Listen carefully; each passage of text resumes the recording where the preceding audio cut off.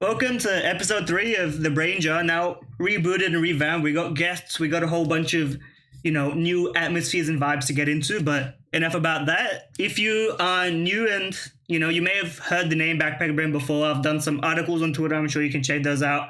Done some broadcast work for the Dust to IN Indian tournaments. You've maybe heard my voice there and decided to follow me on Twitter for whatever reason. And now we're back with a bit of a twist on the CS podcast format. If you want the lowdown of it, check the first episode. I go waffle around for about 7 minutes explaining it. You can understand it as we go on. So on our esteemed guest list, we got, as the names that you see in front of you here, we got Sif to start with. Introduce yourself. Hello, I'm Sift. I'm a regular on Richard's Discord, which is how I came across Backpack Brain, and I come up with possibly insane takes sometimes, but pretty moderate ones today, I think. Go ahead. All right, Heseltine, you're next. Alright, I'm Heseltine. I'm also a member of the Rich Chords. I'm from the UK, as you can probably hear by my accent. I'm an enthusiast of the Mongolz, Team Spirit, and Imperial. And sometimes I have some takes that drive people crazy, have 100 plus chat logs of messages going on and on and on. But I just drop a nuke here and there. Anyway, that's me. All right, and last but maybe least, Sawyer, go ahead. Hello, I'm Sawyer. I am also a Rich Cordian. I am God's most mentally stable North American fan. And pretty much I love Team Liquid, actually. They're my favorite. Oh, yes, of course. We got a big fan of jokasteve in the building today. So usually we got a guest comes first thing, but I think I'll start us off just to make things a little bit straightforward, because I got a pretty low ball 90% take.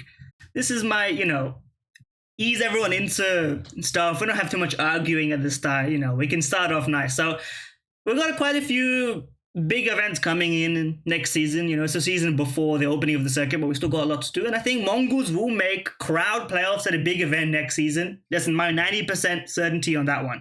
I think it's just about time. It's fairly obvious the direction they're trending in. They've already gotten some crowd experience. Now you can judge the crowd experience at Yellow Compass on your own merits, but personally, I think the crowd experience back home in the Mongolian event, the MISA event, is going to be fairly valuable. It was a pretty packed event there. And I'm not trying to overrate their wins. I'm not going to make the crazy claims that people have been saying, top 6 team on Valve's ranking. I'm not so bold on it. But at this point, considering the type of teams we see in the playoffs of crowd events at this point, considering their floor, their consistency, it should be a playoffs team. Now, I could go further, for maybe a different kind of take, say like major playoffs, but at least one crowd playoffs, I think that's a 90% certainty. But I'll get into concrete matters, with a bit more discussion. What do you think? What do you think, Sif? Honestly, I'm kind of with you on that. Mongols have been steadily improving over the past few years, and watching them play, genuinely, they're starting to look better than... I hate to say it, but well, no, I don't. Quite a few NA teams, frankly. Their strategies are and teamwork. They actually perform as a unit. They aren't getting emo on losses. They've shown some pretty good resilience. I'm pretty sure there's been some best of threes where they've lost their map pick and kind of won the next map. Maybe not won the whole match, but it's still shown some pretty good improvement from them. They're looking better and better, frankly. I don't know if it's, the candidate master, IGL of 910, but something. FIDE master, that's FIDE. It goes like CM, FM, IM, GM, I think.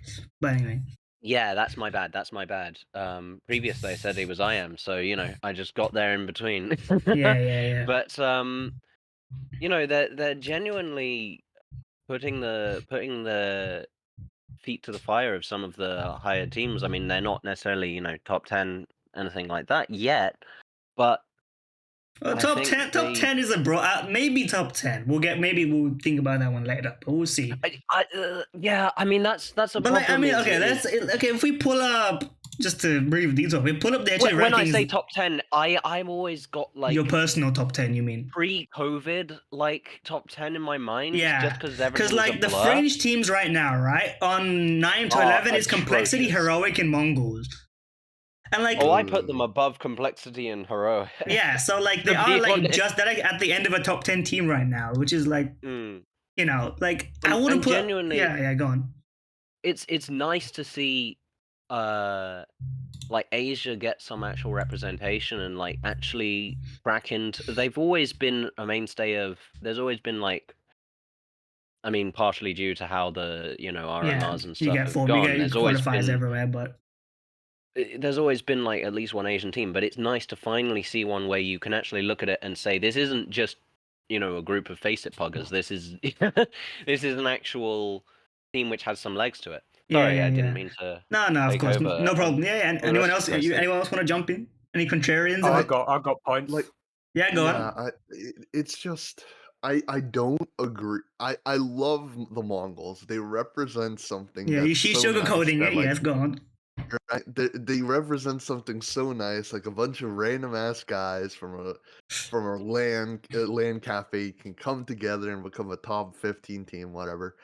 It's just like I want like a better win from them, you know? Like they got a G2 win, right? Which Yeah, that's not real. I'm sorry. It's just like G2 is sometimes a top 50 team and then a top well, I mean, one but you team can't next pick and day. choose, right? A win's a win. I know, but like if they can get a win, like Well, a they have to Spirit, be Spirit, Vitality, MOUZ, and a FaZe. I will agree even that in they do Navi, have. yeah, it's even in true. I Navi, agree with G2 that can part. lose Yeah, to anyone. yeah, G2 can lose to anyone. Like if they can get a solid team win, even if it's kind of fluky, they can't repeat it, then that shows a really good sign for me. But so far they kind of like have been staying at a level where they're kind of only raising their floor, if that makes sense. Like their ceiling sure, doesn't yeah, seem to be moving at all. I mean, And they I got kind they of got a just 2-1 over Astralis in Gala yeah. Conference. That was again, is it was a Astralis shaky a real game, that team? one as well. Even as a Yes, supporter, they yeah. are. But I will admit that I am biased, but Astralis are up there, I think. I Astralis just ain't don't that bad. think they're they're not that fine. super bad for real sure. right Yeah, now. I just don't think they're as consistent as a top team would be. I think it's a good win. It's just like sometimes you're dropping games against Sashi and it's like, ooh, it wasn't that a best of one and though. But anyway, it was a best of one. It's just like I've watched some of those Yala Compass yeah, games so and it did wasn't I. I mean, looking it too was hot. the It wasn't prettiest looking one too hot. path for sure. But Yeah. anyway, Heseltine, you had So something to it's say just or what? Yeah. So since the major, which I was actually like, even though they were the first Asian team, I think in a very long time, if it maybe ever, to get to like the second stage. Since they're- 2018, Face It London Tyloo, Yeah. I think. Yes. I was not impressed with them in that event personally. I think they were playing literally No, like yeah. 50% of their level, but since the major, they've just gradually been improving loads. And one player I want to focus on, Mzinho, because to me, I'm starting to see the vision a lot. Because I think it's so streaky. he's becoming so like streaky. he's It's not becoming as like not as streaky anymore, but we'll Mongolian see. gym fat. He's becoming it. I'm seeing it. He is so good with an AK and an M4. He just like he has like the similar, not quite donk slide tech, but similar like understanding of CS2's movement that other Yeah. players He's got like a weak haven't crouch quite peek got. going. If you see him on Ancient, especially on CT side, he's so good at playing around like those angles in like the temple and the donut area.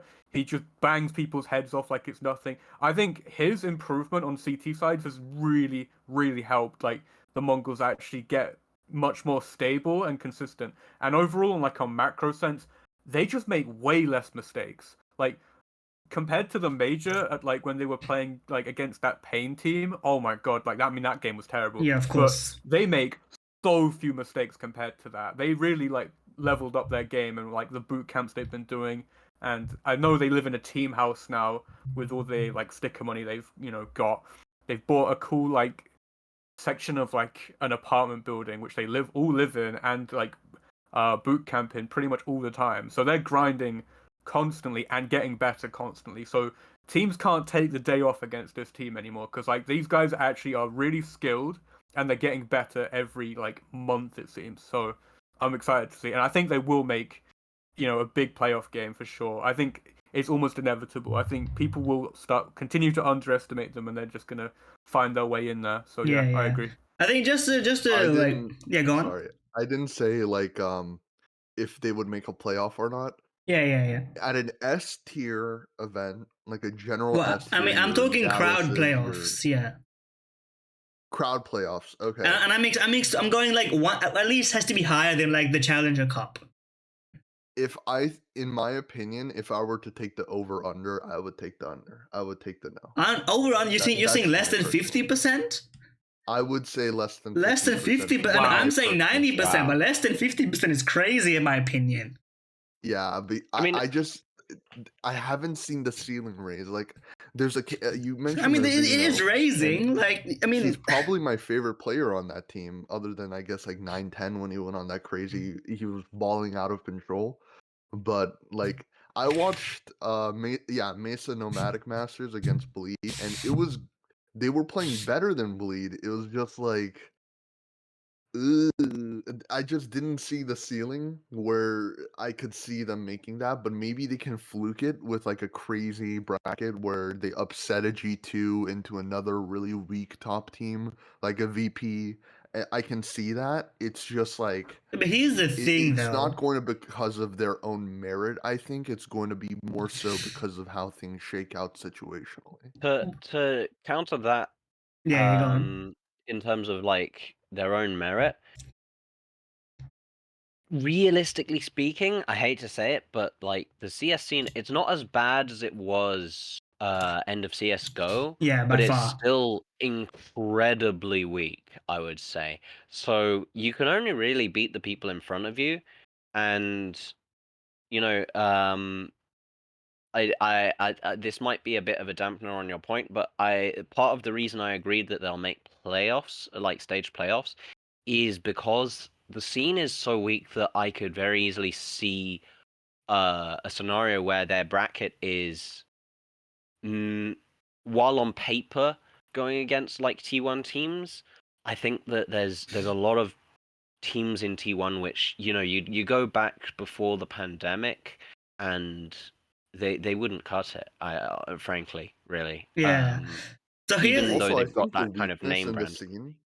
Hmm? The weakness in the scene isn't caused by like, oh, there aren't enough players or no one's playing the video game. It's dog shit GMing. yeah, of It's course. just horrible GMing. But I Like, there's think too many amazing players on shitty lineups and too many lineups that are like half cooked with great players. So it's just Yeah. like it's kind of disgusting. But I think we're going to get into more of a meritocracy in the coming years. So hopefully it'll redeeming itself a little bit. But to talk about, I think another point that I noted here that I don't think people are realizing fully is that part of the benefit of being higher ranked than they were, right? When Mongolz were like 25th, 30th, way lower, they would be the bottom seed and they'd always have to face the top team in a bracket, right? But now that you're like 11th, 10th, you're going to face the team right below you. If you're in like a 6-team group, you're not going to face the top team in the group anymore as your opening game, right? So that's another aspect. I think not only on the merit of their play, but like you can say it's a lucky bracket, but like that's how the seeding pans out, right? Because you're supposed to You get can only fight who's against. yeah, you're supposed to get like not the best team if you're like the middle team in the group, like first game. And so I think if you average that out across the whole season, I think you're gonna get one. Like even the major is properly seeded now. Like, you can argue the Swiss system, you can get some fluky results, but like I think overall, that combining with like the multiple chances they're gonna have at it, I don't think it's like that crazy to say 90% chance for one of them. Just one. Yeah, I can agree with you there. That like it's a mix of a perfect storm of them slowly, but steadily improving, along with the scene being not as weak, but it's not. It's definitely not pre-COVID levels yet, I would say. I think after maybe the Austin Major, things are going to start getting stronger and stronger because of Valve's new ranking system and with this stuff opening up to like not have franchise leagues anymore. I think that's going to really, really help the scene in terms of forcing them to be like more competitive and stuff again. Sorry, I'm getting sidetracked. No worries. Yeah. So I think that about rounds it off. So we'll move on to Heseltine. What's your 90%? What's your 90% take? At 90%, I think HooXi will 90% regret vetoing the GL G2 trade him for snacks, and here's why. this team is actually pretty stacked in terms of like the Holy prospects shit. that run it. Volt, Slend, Andu, and Flamus are like probably 4 of them like 15 most exciting young players in Europe, and he's vetoed that trade. He didn't want to play with these players, and I just don't understand it. Oh, not only that, you obviously have Ash, who I rate very highly for like the players that he scouts. His like philosophy on the game is pretty much spot on. I think he is probably one of the most underrated coaches in the world. He weirdly never gets any credit for like that GamerLegion run when they actually made the final, which I think is crazy. And the fact that this team is like, there are obviously like problems they had in the last season where they were like the worst T-sided team, but at the end of the day, you know, Coach Ash ain't in the actual server, is he? He's just telling them what to do, and they were young players. So, but like, I think that is a like catastrophic career mistake, because we've seen like IGLs who think they're too good to join like slightly lesser teams, and then they just end up in like free agency forever and constantly turn down stuff. We've seen this with MSL. I think it's a just terrible mistake, and you would definitely regret it. What do you guys think? What do you think, Sawyer? I'm a HooXi defender, so I think I'll round it off later. So, okay, so when I originally heard it, I was imagining like, okay, I think that G2 is stacked, and I think they're gonna do amazing, which I thought you said it that way, but you mean that, just to clarify, you mean that GamerLegion is really, it's on the uptrend due to how many good prospects they have. Yes. Is that correct? That's exactly what I mean. Yep. Okay. So, ugh. It's hard to say. It's extremely hard to say because I know everyone's really hyped about like I love a great entry fragger. I'll talk about great entry fraggers in a second, but I love a great entry fragger, and Andu has the great eye test for me. I like what he's doing a lot, and I think Slend is more than decent. It's just like Volt, Flamus. I mean, and No one's really ZTR is a seen great Flamus pickup. play. Yeah, that's kind of a new one. Yeah. So I just think that maybe that's just such a project, and I feel like Snacks. I don't know. Will he regret it? Maybe. Well, I think he'll wasn't the regret it point more that so HooXi in would the. regret it, right? Not Snacks. Oh, Yeah. HooXi will regret it. Yeah. I've lost the plot. HooXi would regret it. Yeah, he'll Yeah. regret refusing to go, like, because he got offered to do a trade, but he didn't go. Refusing to go to GamerLegion. Yes. Okay, there are so many he layers to vetoed this that thing. trade. Yes. He vetoed that Yeah. trade. Or his He agent said or no someone, strikers like, should we don't go. know if it was him necessarily, right? But, like, whatever. HooXi's side. I don't. I'd just go coach, man. Go coach. Yeah, so you're saying you agree then, basically, right? Yeah, I don't think he'll regret it. I just think like go coach, man. You're cooked. You can't even shoot back anymore. It's Well, like okay, well, I'll defend him, but Sift, you go first. Yeah, I want to jump in as HooXi's #1 hater, no longer because he's out of G2. Frankly, he never should have been on G2. I will say Yeah, this. I agree. Go I back. agree. Oh, I agree. Yeah, one of my takes upcoming, we'll talk about that very in detail, actually. So Okay, so I think that because of his atrocious performance on G2, yeah, I can see him not even. It's not even about him turning down offers. I think this is one of the only chances he could have gotten outside of coaching, in any sort of T1 team, frankly, because even with recency bias, you look at the most recent events, he was performing worse than Taz. He was performing worse than a coach who hasn't been in Pro CS for what, like half a decade. That's, I mean, T1 Pro CS, I should say. I remember Honorous. I remember. yeah, I mean, it was only a couple maps, but we'll get into that, right? But yeah, I know it's over a couple of maps, but even then, you don't have a single positive 1.0 event across 2 years. I think that he was overrated from his performance at the major. I think this has been stated by other people before. Sorry if I'm stealing the opinions of others, but every opinion is still, don't worry. Yeah. So the fact that he would regret it, I don't know. I'm two minds about it. On the one hand, he might just fucking retire and, not regret anything. He's got the bag. But on the other hand, if he does want to continue with the delusion that he can play in T1, without some significant improvements to skill, yeah, maybe he would, at the end of his career, look back at it as a missed opportunity. Yeah, I mean, listen, I'm gonna play the one-man HooXi defense squadron here, so this will be a real challenge. I think first of all, not even to mention HooXi himself, I think there is a lack of IGLs that are moving around without a team here. First off, HooXi's calling. People isolate HooXi's calling and HooXi's fragging, and then you combine them, and then you talk about the whole package of HooXi. So when you start with HooXi's calling, I don't think it's anywhere near as bad as people say it is, and then that becomes a difficult conversation. Like, he's obviously worse than Carrion. He's obviously worse than Sui. He's obviously worse than Alexi B. And then you kind of Stewie. Sui. Okay. Chewy, whatever. Right. Listen, he's I? definitely better than Stewie, but anyway. Well, hey, listen, Sui, what pop if down. Stewie was trying? Yeah, well, that's the question he's asked. We've all asked Chewy for like years, but anyway.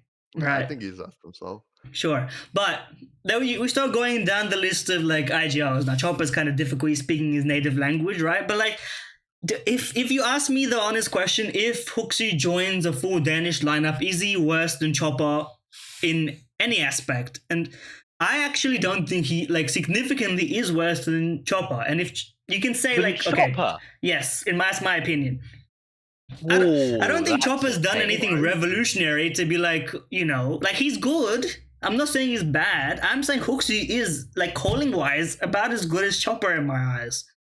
So here's the issue that I have with HooXi versus Chopper in this regard, is that while maybe on the level of strategies, yeah, I will say this: HooXi has got the basics of a T2 IGL down. Like, he can do the kind of calls from spawn strategies, sort of setups like that. I think it's Thorin and people who've said that the kind of differentiator when it gets to T1 is more about how you do your mid rounds and how you react to the enemy team, which is definitely something that you can't just kind of learn at a lower level team. But I think the biggest infuriating factor for me, and this was something which I hated with when Blame F was leading Astralis as well, is the utilization of the pieces that you have. Like, there were several times where you would see kind of less resources being given to NiKo or to Monacy, less so near the end of his tenure at G2, but scenarios where you would see kind of I guess it's a follow-on from the Zeus era of Na'Vi, where you would see Zeus with an AK and Simple with a Deagle, which is kind of insanity. And you would sometimes see that similar sort of vein of thing with G2, with Monacy. I mean, you have one of the best players in the world currently on your team, and well, I don't know. I mean, I don't think the logic doesn't make sense to me. That he was willing to throw himself first. I will. Even as a hater of HooXi, I will respect that he was willing to throw himself first in a lot of scenarios to kind of give the opportunity for Monacy to trade. But I don't know. I mean, overall, as a sorry, I'm getting off track. In terms of strategies, sure, I could see you there being Chopper being kind of equivalent-ish to HooXi, but overall, Chopper is far and above a better IGL. I would put him as, you just said the calling wise was similar, but then you said calling wise it was similar, but then you said far and above. Like, which is it though? Like, what's the separator for you? Overall, as an IGL, I would put Chopper higher.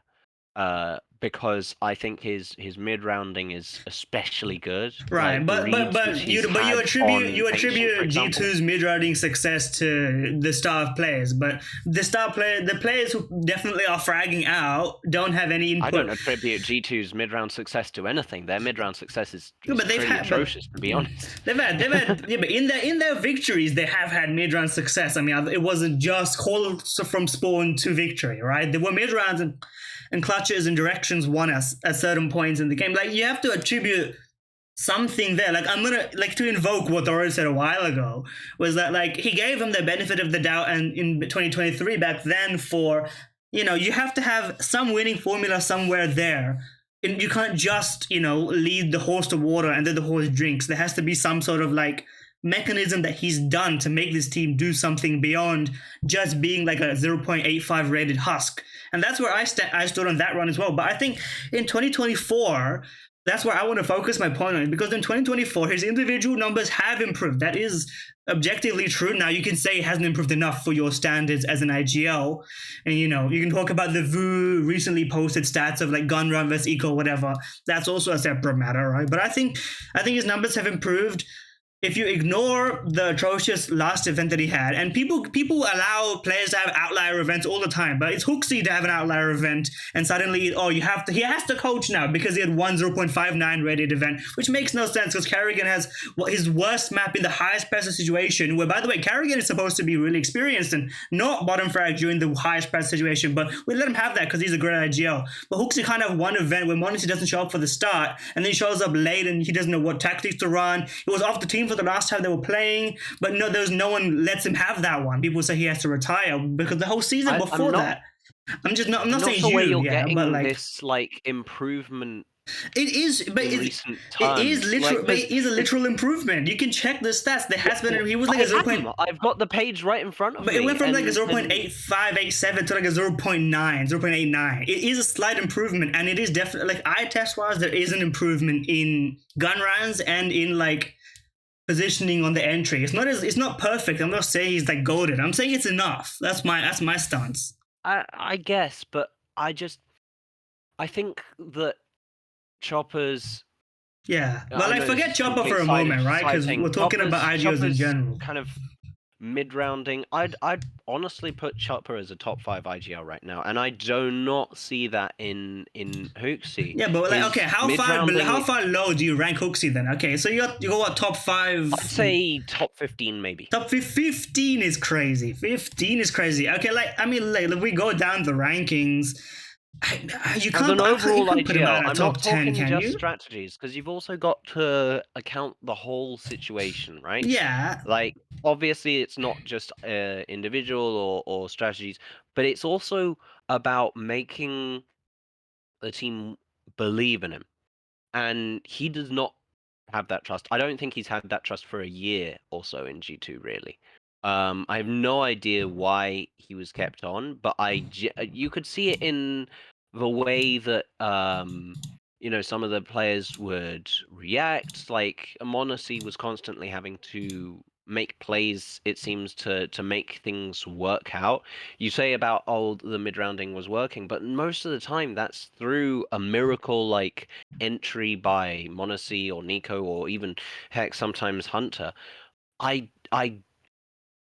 You really rarely give an example is you really rarely see examples where you have G2 on T side going to the kind of site where it's not stacked, right? Or completely. But I think on Inferno they were pretty good at that. I would say at least. Inferno is a right. Outlier because it's so hard to do retakes on it that you often have CTs doing stacks. But I mean on maps like Ancient, for example, like I've seen Chopper call like 4 separate rounds in a row on a half on T side where he's just been able to get through the crack and basically take a site with like maybe 1 CT on the site, whether it's been B or A.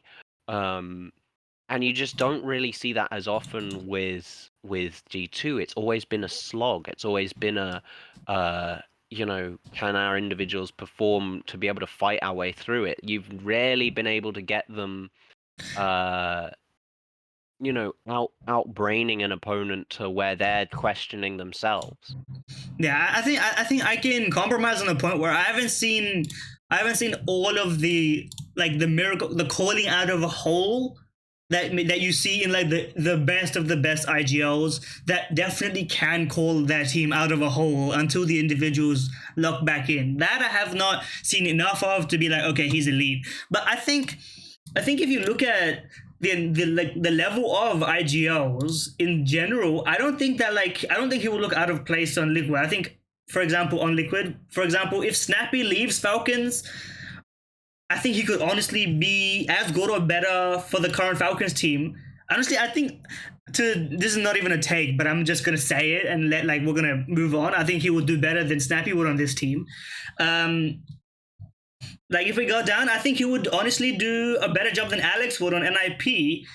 But and then the rest of the teams in the top 15 already have IGLs. You're not going to replace him for a 5% improvement and destroy your entire team system. So it's a complex situation. But GamerLegion 90% regret.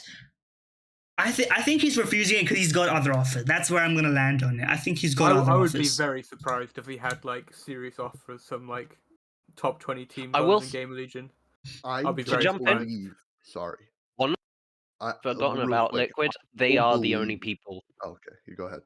I'll go. You were speaking first.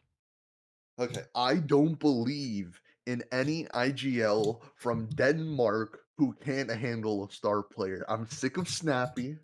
I'm sick of Cadian. I'm sick of HooXi. I don't know. There's probably a kabillion more. What? HooXi's main job was being able to handle star players. That's his selling point. He would have had a major then. He would have had a major then. Well, he won two of the biggest events. He didn't win a major, but he won two of the biggest events.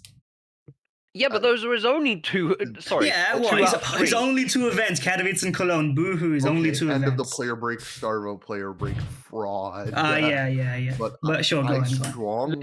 Let's keep things cool here. Let's keep things cool. Yeah. I'm sorry. I was just charging that up. It's just like Cadian with the same thing. He hasn't done a roster, hasn't been on a roster where he's competed at a high level with people who have just been plug and played in. Well, people like Kerrigan, and I think maybe only Kerrigan, have been able to do that. And then on top of that, with Snappy as well, I don't know, where'd he go? And HooXi, the same thing. I just think HooXi is an okay Danish IGL, but he's just simply meh. He's like milk toast. He's nothing more than just the pure average, in my opinion. Okay, I'm just coming up with bullshit takes. I actually genuinely believe this, but it's based on zero facts. So there's nothing to do. You can disagree with it, and it's as right as my take. But I think he would do better than Apex on Vitality. Ooh, because the roles would make way more sense. Yeah, but Apex has actually entered. Yeah, exactly. Yeah, but my point being, Apex takes so many good roles, but he doesn't do that well. I think you also have to consider the literal role. He's getting absolutely nothing. So even if he delivers almost absolutely nothing, I think I'm fine with that as a leader. I think he will not regret it. Also, a side point. I think that GamerLegion, if you look at the HooXi interview, he wants to win the highest stuff. You can consider his aspirations pointless and unattainable, but I think on GamerLegion, he stands no chance of winning any big events because his teammates are just going to be bought, and he's never going to have a team that can consistently win because the GamerLegion philosophy is not going to be, we're going to win a major, we're going to win a Grand Slam. It's going to be, we're going to get these teams as far as we can, and we're going to sell them as high as we can. And if HooXi joins, he's going to be a talent development player for the rest of his career. And I don't think he's going to regret saying no to that because he's going to have that career path anyway if he finds no team in this season. He can go to Denmark and develop talent if all he wants, and he'll do pretty well at that. So in terms of the actual point of him regretting it 90%, I think that's nonsense because he's always going to have that path to him of developing talent. And if he wants higher aspirations, then why would he regret going to GamerLegion? Because he's not going to get that there anyway. That's fair. I mean, I just don't think teams are going to come calling that are going to align with his current expectations. Yeah. Anyone got anything else to say on this, or we're going to move on? Nothing at all. I think who we have left for 90% here? We have what? Sift? They are not come to you or? Me and Sawyer. Okay, we got to that. Okay, Sift, you go first. Okay. Speaking of G2, actually, this kind of lines on perfectly with my point. My 90% is that NiKo or Monacy will leave G2 by the end of 2024. I can agree with that. You got anything else to say? Because this could be a very short discussion. Yeah.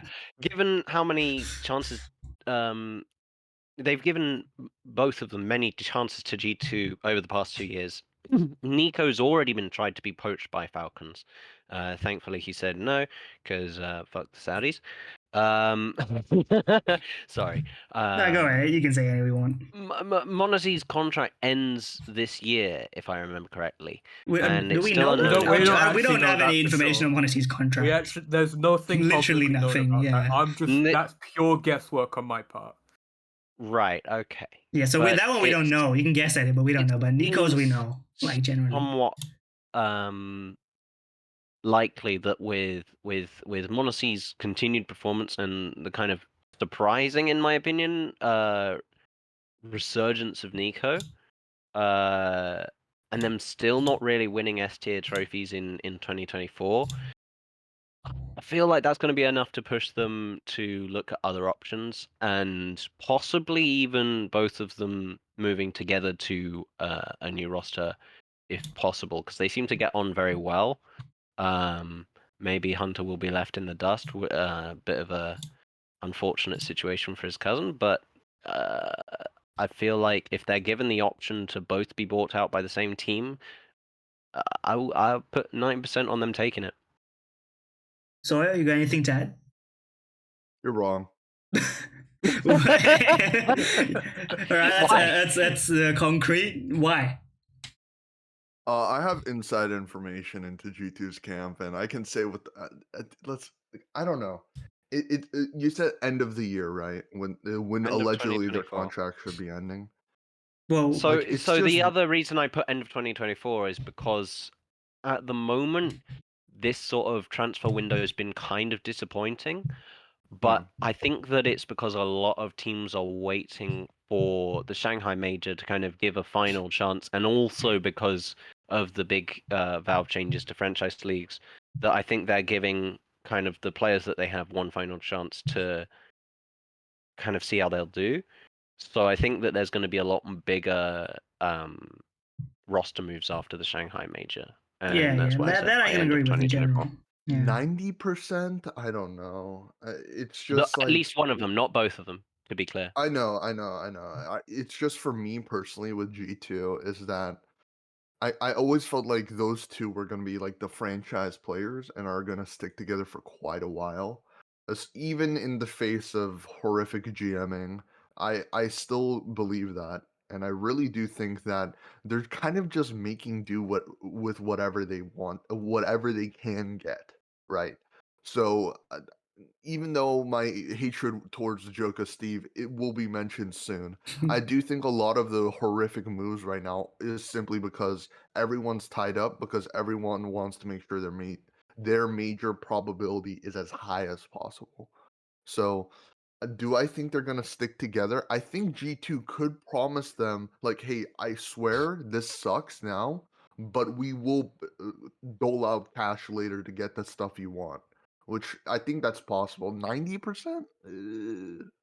I think it's like more for me like 70-30, 60-40 that one of them leave, but again, that's just mixing. I mean, I can just see that, but word I that also part. can see how hungry certain teams are for AWPers, right? Yeah. And entries as well, really. And you've got two of the best in those roles, with Monacy and NiKo.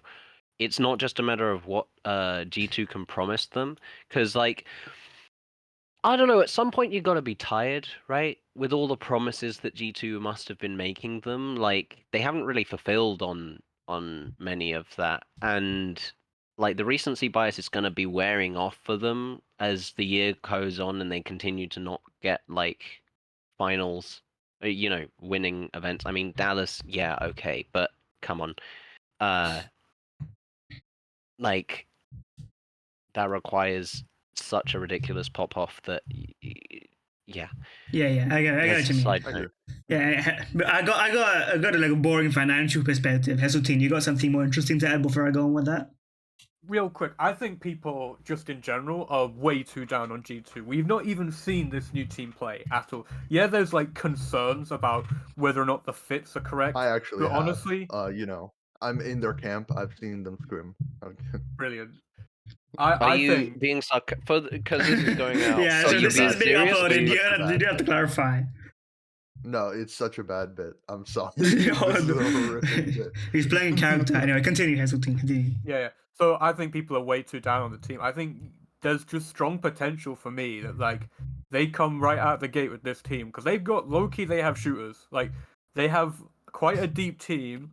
They can just like before they're actually studied by anyone because no one has any data on them at all. They could like go out and win this like esports World Cup event and maybe even Cologne if the stars align. I don't even think like that's implausible. But I think like to say that like it just depends. Like if to say that they leave 90% one of them, I just don't know about that. Like I just think it would probably take a huge financial offer from another organization to lose them. But I don't know. I just don't think G2 will it's literally also pay about- them everything they can to keep them. Yeah. But I just definitely don't see agree it. with that, but it's 90%. more than just money. It's also about who they get to play with, right? Say tomorrow that if FaZe had the money and they offered to Monacy, hey, do you want to replace Brokey? You think that he's not taking that? Or even, hey, do you want to replace Rops and Brokey moves to Rifle? Because Brokey's been looking sick on Rifle recently. Like, that's a fucking banging team. Like, even if he it's hard took to a say. slight It's pay hard to cut, say what Monacy like. Monacy is very good at PR, and he like Yeah, never well, you never really know what he's lets thinking. anything. He never lets the public know exactly what he's thinking. He's very good at this. He's never like caught up in like controversial interviews or statements. He's always like level-headed. So it's Yeah. really hard to know like what he actually wants. And if I think if I spoke Russian and followed his Telegram channel, I could probably get more insight into this. But he it's much harder to tell like what he's thinking than like other star players. Like he never lets anything slip out basically. So yeah.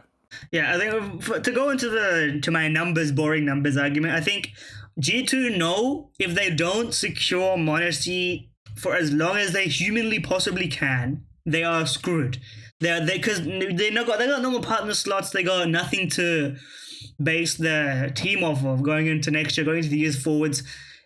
Clearly, the GMing hasn't really been working. So if they don't secure at least Monacy to get into the major every time, they are screwed.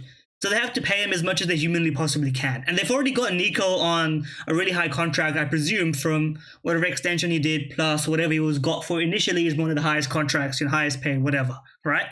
But NiKo's got an extension 2 years ago, but yeah. Yeah, that's what I meant. So like I'm sure he was continuing to be paid a lot of money, right? I don't think he took a pay cut in the extension, that's what I'm trying to say.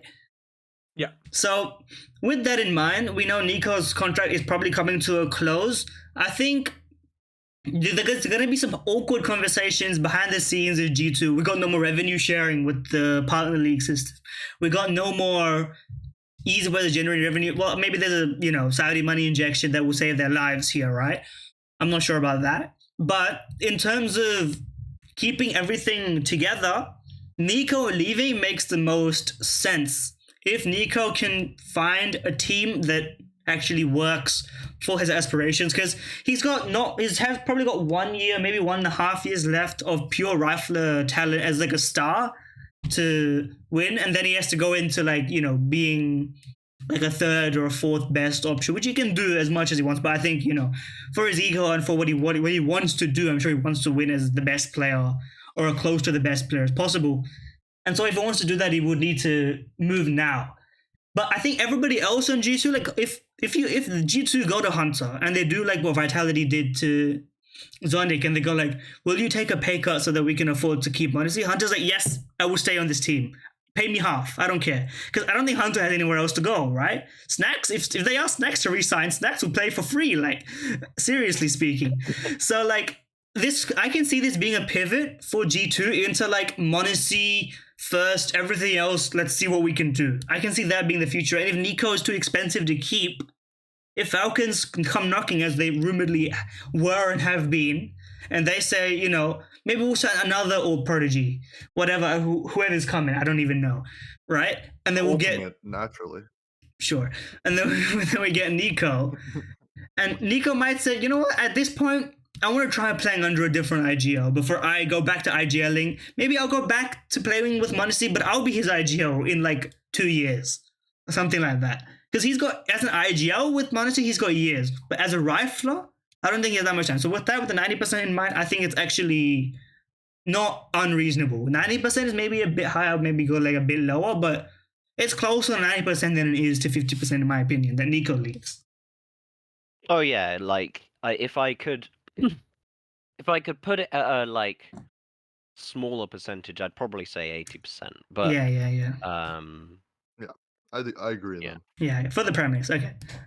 We're moving on. We got Sawyer, your 90% take. We're waiting for this one, I think. Ooh. My 90%, let me look at it verbatim, He's got to Team quote Liquid himself. will never, ever win another S tier. You know, I'm going to modify it. Will never win another LAN LAN is crazy with a going. top Ooh. 10 team present with jokasteve as GM. Let me That's think it. on the That's conditionals for that. Hold on. They will never win ever a top 10 LAN. I mean, win a LAN with a top 10 team present, as long as Damn. jokasteve is on the payroll. He is probably the most dog shit GM I've ever seen in my lifetime.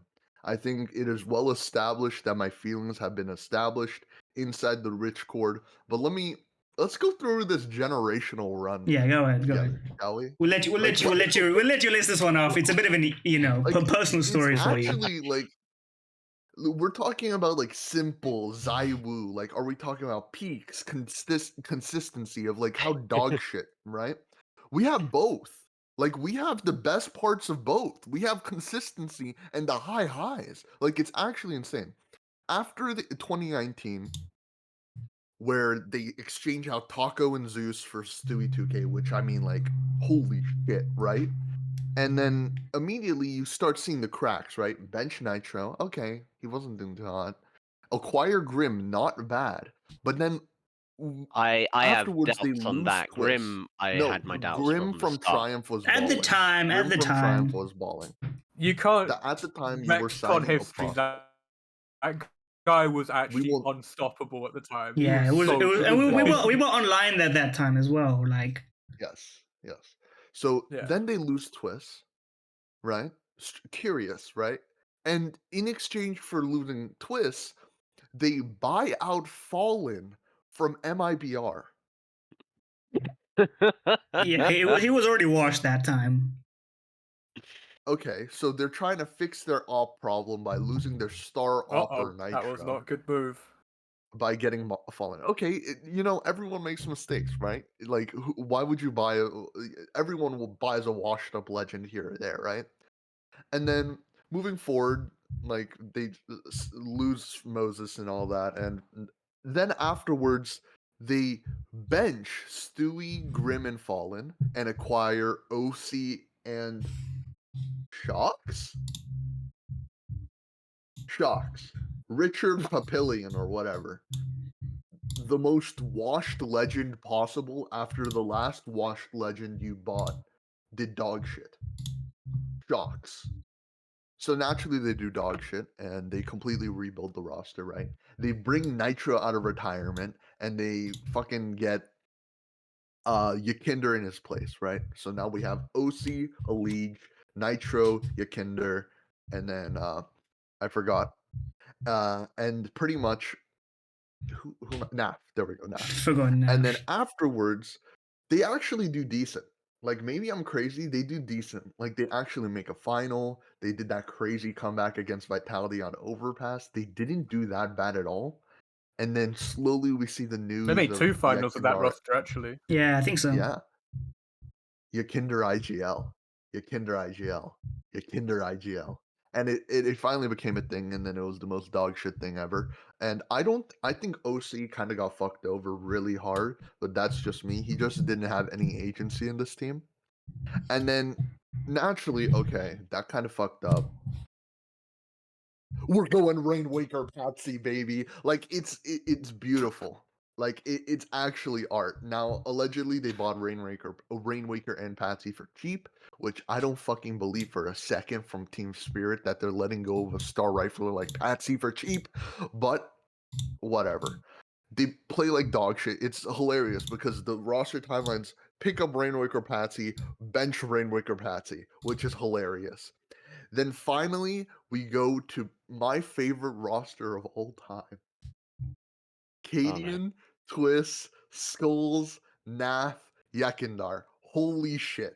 $600,000 for Skulls. This is generational GMing. There's There's an dispute on that now, but we'll let it slide for now. Yeah. They paid a Brazilian tax, okay? They paid a Brazilian I tax. thought you were about to okay? say they paid a Brazilian dollars. Like maybe. Like it's just like consistent dog shit. And now they're picking up Ultimate, which okay, like from a perspective, if you were always buying prospects for cheap this entire time, then it makes sense, right? You're a GamerLegion, you pick up Ultimate, maybe he's a good prospect, maybe you really see something in him, but you're Team Liquid, your entire pedigree is buying up players because you can't you can't build anything, right? Like it's been like that with every esport they've ever had. They just buy. They don't believe in building anything. Okay, So it's just now. Oh, what have you done? Yeah, go. Sorry. Go on. So it's just now. I just see this consistent timeline of dog shit from jokasteve. They're never winning shit. How many times have they changed coach? How many times have they changed their fifth? Well, their opper. They let go the greatest North American player of all time and top 10 player, in my opinion, currently this year. I just don't get it. Okay, so I strongly believe that they will never make it even to a finals. In my opinion, are you upgrading your take? Is that an official upgrade? Or you're just gonna keep that one? I'm not upgrading it. I'm just saying, like, I personally think that I don't even think they'll make a finals with him as a GM. Right, don't break the illusion. We're supposed to pretend that everything we say is what we actually believe. But anyway, so just throw this one out there before we get too into it. If a coach takes over decision making, but jokasteve stays officially as GM, but you can tell the moves are now because of, like, I don't know, maybe Kassar gets bought out and he flies to like Netherlands to Utrecht or whatever, and he goes to their facility and he's like, I'm here to fix Team Liquid. Like, does your take change then? Of him being a shitty GM. Well, no, because your take is they're not going to win a LAN with a top 10 team in attendance as long as jokasteve is there. But if jokasteve is there, but someone else is clearly making good moves, does your take fail? About jokasteve, he's never getting Kassad. Yeah, but like his shotgun approach. Let's say he hits one headshot with his shotgun approach, and then he gets Kassad. Shotgun Steve. Yeah, and then he pulls out like a great coach, and that great coach then takes over. Like, he takes over in spirit, but in name, jokasteve is still the GM. Does your take still apply? Yes. If he lands Blade or Kassad, then yes. Then you'll admit defeat that he made a good choice. Yeah, but is it about him making a good choice, or is it about him just, Yeah, but like you gotta know. Listen, a good leader knows when to give up or something, right? Like, he's just a dog shit GM. Like, it's just very obvious, and like people are gonna say, "Oh, well, Daps made the choice for Rainwaker Patsy, and Zeus made this roster." Who's signing the checks, bro? Who's signing the checks? Like, Kassad is GM and coach. He's signing all the checks, right? Yeah, well, maybe I don't know. Joka. Like, I'm Steven, gonna. What's going on, man? Steven. Yeah. Like, you're hemorrhaging money. Well, it's his I know you money, so guys I just don't got know if that he really Saudi- cares about all that, but I know, He but I know you should. guys got Saudi money. Like you got that fucking Disney snapback in that damn video. Like you don't got Disney money. Like what's going well, on? actually, he may have Disney money, to be honest. Didn't they do a Actually, they Captain did, like, America or some something? Marvel Like, yeah, collaboration. so they actually do have Disney money. But anyway, just before I pass this one on to say my piece, I agree with the point, minus the addendum of him getting a good coach and then the coach taking over in officialness. I think that if it's him and he continues signing like figurehead coaches who don't make good enough roster moves that he can sign off on, then I think that the point is 100% true. Like they haven't come close to doing so in recent history anyway. Like it's been your take has been true, so I don't see a reason why it would continue to anything would change like majorly to the point where that's the case. Now they unlike the borderline of your take, like if a literal top 10 team shows up and then they have like a stand-in and then they get like lucky, but like on the premise of the opinion, like if we take it holistically without giving you like edge cases, I think I can agree with it like wholeheartedly without mentioning much else. So I'll pass this on to any one of you who wants to I take think the it's a stand. very agreeable take. Yeah, that's very I think 90%. with the exception of that, well, there's always flukes in some events, so but I've always been the proponent of in the Rich Chord. I think you'll know for my Yeah. famous Well, let me saying just of say for always count on clarification, NA to Richard and disappoint. Rich Code refers to Richard Lewis. People might not know, just to Ah, clarify. yeah, sorry. Yeah, go on. You might know me for my famous saying of always count on NA to disappoint. So I'm fully behind you in the sense of NA continuing and thriving at being the one thing they're good at is disappointing. So yeah. Beyond an actual fluke, Like what fluke? I didn't Like, even realize there how bad it literally was isn't. until you listed it. Like, holy shit. Like it's the most. It's actually impressive. It's really impressive to do that. Like he has to have blackmail over Nazgul or Steve, the other Steve, Liquid 112. Like it's mind blowing how horrifically dog shit these moves are. You let go of a liege. You pick Yakinder over a liege. You pick the simple. You pick the liege over simple, man. Like I mean, to be fair, with the Elise thing, wasn't that more? Yeah, but he also wasn't like he FaZe wasn't playing him elite out. form at that point as well. Like you could have made that a reasonable choice. But the problem is But now he's the top rest fragging. of them, like, holy shit, like. Yeah. The Fallen thing was really bad. Like the Fallen thing was really, Yeah. really, really bad. Heseltine, you got anything to add? Or are we done? Yeah, a couple things. The biggest offense that jokasteve committed wasn't signing all those terrible players. It was the fact that he sold the franchise player Oh, to their rival. They've got it. That To their is rival. mind-blowing to me. How Yeah. do you... You cut I out there, actually sorry. cannot no, believe but that. I think we understood, right? He sold the franchise player to the Pennies rival. on the dollar, by the way. Like Pennies I think they on the reported dollar. like Five-figure figures. buyout. Five-figure buyout is buyout. crazy. Holy shit. Okay, That's fine. 5-figure buyout complexity. for a league. I can't believe that. 6-figure buyout Like- with a 6 in front for skulls. What world are we in? Well, at least he what should fairy just tale speak more world? Brazilian. He should speak more Brazilian Portuguese than he'd buy with Cosmo. Obrigado, like fucking holy shit. He does speak. Yeah, exactly. Let If me he be just clear, changes, though. yeah, he just changed his flag, and then the buyout would have been like tripled. It was fun. You're right. You're Let Yeah, me right. be clear exactly. though. I have no problem with selling Elise because they were clearly like those two, like the organization of Liquid and Elise were clearly like at a point where they couldn't like continue their relationship. Yeah. But selling them to their rival is unacceptable. For cheap, like you can sell Elise, but please do not sell them to your rival. That will potentially be like the difference of you making a major and not because he's on the opposite team. So, like, that to me is just common sense. Like, but that's, I mean, on the topic of, them never winning a LAN again, I agree with that too. Now They we live need in the to, fucking like, I don't know. timeline where Floppy is I just don't commenting know. "I love you, Pookie" in Elijah's comments, which is I can't live in this time. Nothing's wrong with that, but I don't know Anyway. what these conversations are like between jokasteve and like the executives at Liquid. Like, what are they actually saying to each other? Like, there has to be pressure on him to be like expunged from the company at this point, because like I feel like if they miss Shanghai, like he has to be out. Yeah. Like, I there's mean, no but way I agree. an organization like Liquid can tolerate this level of like decline to the point where they're going to become like the next NIP in terms of like respect. Yeah. The players NIP have. Like, is doing because fine let me tell you now. this. I think you have to go at EG. Yeah, that's You what's have to go mental. EG. NIP are actually more respected now by players, in my opinion, than Liquid by far. No one's going to bed early to play against Liquid. Well, I mean, now. Come on. yeah, Like, and that's also what are we doing? Yeah, it's also, I mean, they got like, now they have like existing threat at the helm of NIP, right? And those are like, more sensible names. Whereas we also, I could give a brief shout out to Zeus for doing absolutely nothing with this team, by the way.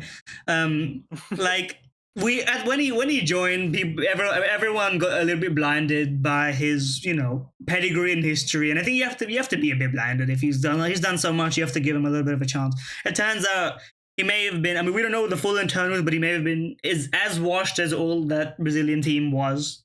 Like, I mean, it made no sense that he had such a value. It was such a valued signing, and he didn't really do anything with it. And he was kicking a coach in such a short time span also makes no sense. Like, getting rid of players is fine because you got to make the team better, but like the coach isn't part of the core that you need for the like RMR. He's not going to be fragging in the server. You're supposed to keep a coach for a long time. Like, that's the whole point of like I thought as a separate point that you would either get rid of Zeus or Cadian. Like, at least like both philosophies were rejected. Like, I don't know what's going on, but that's an aside. Right. I think we exhausted that one. Are we moving on to 50% points? Maybe it's an I think so, experiment to see just how shit NA can be. Well, yeah. That how many majors in a row can you miss before the shareholders start going like, okay? I want jokasteve to keep going. Honestly, I think he should cement his legacy. Like, Next I up, think he's he gonna shouldn't let sign up now. fucking a UK player. I already told you, like, he's working on the Team Liquid 2019 reunion because that's the only fucking thing he got right. That's true. Smooya That's will all I'm frag saying. out on ITB and then minus ultimate plus Smooya and the mission's complete. The fucking Oh. brain worm in him, the like mind worm is gonna activate. Like, holy shit, Smooya. There we go. Anyway, I think we'll move on to 50% if we're ready. Yeah. Yeah, okay. And then I think we go to me because I started, right? So this one, I had this one written down like 6 months ago, back when I was going to make a third episode and then forgot. But I think it still works, and it works even better maybe now with HooXi being benched. So that's why I mentioned it with the context of the HooXi conversation we had earlier. So I think there's two ways to frame the 50% here. So you could say 50% people agree with me on this, so like how hot the take is, or you could say that this is 50% NiKo's fault and 50% the IGL's fault. But I think NiKo is responsible for ruining multiple IGLs at this point. So specifically talking about like legacy and storylines and like how we view them. And I think there are a lot of IGLs that have played with them and had to go on their own little redemption arcs. And this may be like a future prediction for what may happen with HooXi in the future, or what could happen with HooXi in an alternate timeline. So like we start with Carrigan, and I think this Carrigan storyline is one that everyone should, know by now what happened back in phase 2018, Carrigan almost being out of, top level CS, Carrigan envy, right? And then he grinds back on with MOUZ, finds his home, proves himself as the top IGL. Eventually, we skip past a bit of an online CS low. He's back on phase, and then he's back to the major winner that we believed him to be back then, right? But, not to talk through that era too much, because, I think other people can frame it a bit better than me, but, for a while, people were really genuinely doubting whether Carrigan had it in him to be that top IGL. Then now we don't question it, and we're like, he's the best, maybe of all time, maybe of this time period, maybe in this specific context.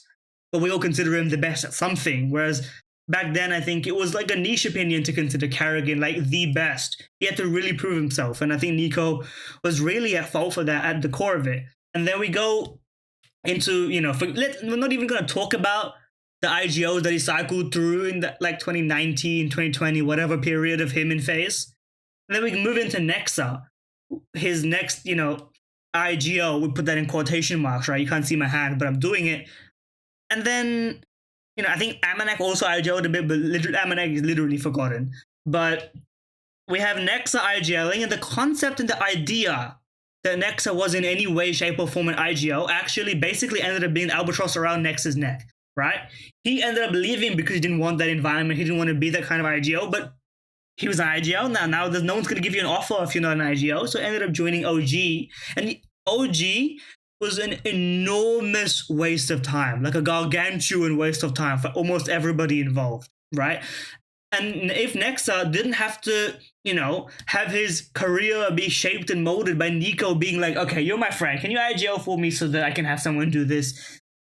If he didn't have that happen to him, Nexa could still be, like a underrated fragger. He could still be something else. And we're only now seeing Nexa like genuinely try and go for redemption arc on Bleed of all places. Like he rejoined G2, but his numbers were never the same. Like he was completely hooked as a side anchor. And I think NiKo also played a part in ruining that legacy for him, like what he could have done. And then we have Alexi B, and it becomes really outrageous when you consider his career from then until that major win, right? And of course, I'd written this before the major win, but maybe the major win actually helps prove my point. We're getting close to the end of this IGL trajectory, right? But Alexi B, people assumed that he couldn't work with star players because of NiKo. People assumed that he was super macro-managing because he was so controlling and that his players wouldn't feel comfortable in that. And that was because primarily of NiKo, right?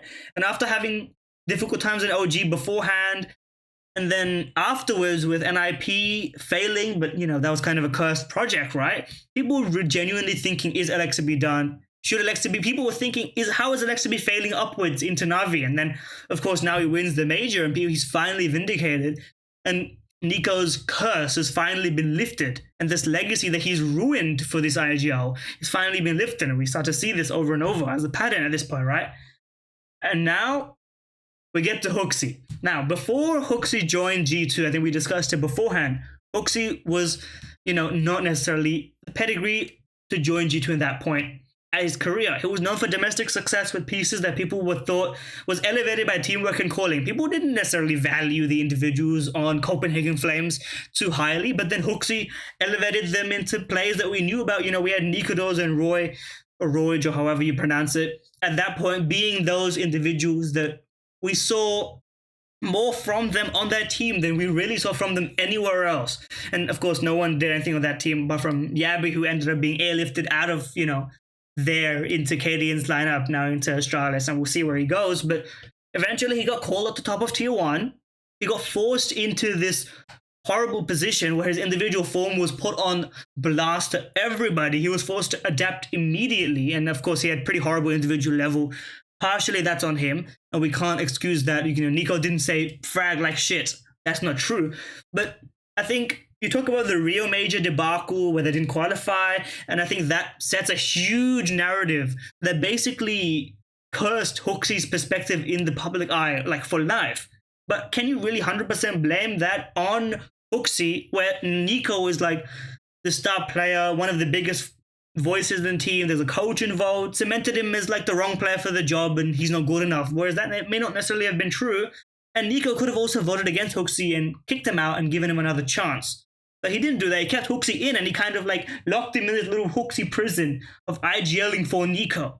And this continues to be that theme where HooXi could have been a top IGL, got a stick of money, been actually credited for his runs with Copenhagen Flames and Danish projects, and actually developed Danish talent. But instead of that, he was forced into this little box, and now is a polarizing figure. People are going to be really harsh on him for being under NiKo and not winning as much, and now being under Monacy for a CS2 season. But I don't think HooXi was holding him back that much in this season, but that's my opinion. And people are wondering now, where can HooXi go next? And for example, I'll put this one to you guys later maybe. I think if NiKo didn't have this NiKo aura about him, HooXi may not have had such a shadow cast over his career and his framing. If it were just a player as good as NiKo, without the history of NiKo not winning a major, would it have been this much criticism? I don't know. I don't think so. So I think NiKo's ruined a lot of legacies. Who wants to take this one? I'll bite. Oh, you first. I'll go on, Seth. No, Heseltine, you go first. Yeah. Okay. So, I think specifically on the HooXi angle, I think it's a bit more complex than it was the NiKo, like his, presence and fame. I think it was actually more of a G2 problem. I think that brand has so much attention on it already, but obviously I think you have a point with the NiKo angle having adding an extra level of scrutiny. But honestly, when G2 have obviously had legendary players in their organization through all their esports, and it's you kind of expect more pedigree from more big names. And it's not even really about the skill or the level that these IGLs can have, like HooXi. But I think people, especially G2 fans, really want star names, and that kind of having that HooXi angle really I think soured a lot of people's opinions on the G2 division. And to be honest, I think I had that opinion too. I think they were it looked to me they were doing Moneyball signings, and it's you guys could have signed probably Glaive or whatever, Snappy. But yeah, I was just I just think, and it's I think it's more complex than just NiKo. I think there's been various other factors that have screwed over IGLs that NiKo has played with, especially with Alexi. I think there's so much malarkey that went on in that team with Xtaz and whatnot, and how he got away with essentially tanking that brand for an entire season, and somehow walked back into two top gigs, no one questioning anything, pretty much because he just doesn't talk to the media, but whatever. So I think you have I kind of semi agree, but what was the 50% point? Yeah, Was so it, there's two ways to take it. I think the more interesting one is that it's 50% on NiKo and then 50% is on Okay. the IGL. I think that's the interesting framing. The other way you could look at it is 50% people agreeing with the take, but I think the first framing is more interesting. I think the 50% IGL, 50% NiKo thing is semi accurate. Actually, I kind of agree with that. I think it's difficult to say though. I think NiKo in the HooXi era actually has matured reasonably. So and he hasn't I don't know how much he's actually contributing to GMing teams, which he denies it all publicly, but I just don't believe that. But I don't know. I'm actually kind of on board with that. Safety, yes, I'm gonna say. Oh. I guess I'll go. Yeah, you go. I I just don't realized it was know, muted. man. I don't know, man. I don't have a lot of opinion on the subject because NiKo, the IGL eater, the pitbull named princess, yes, please, another young child. It's just I don't know. It's very hard to say.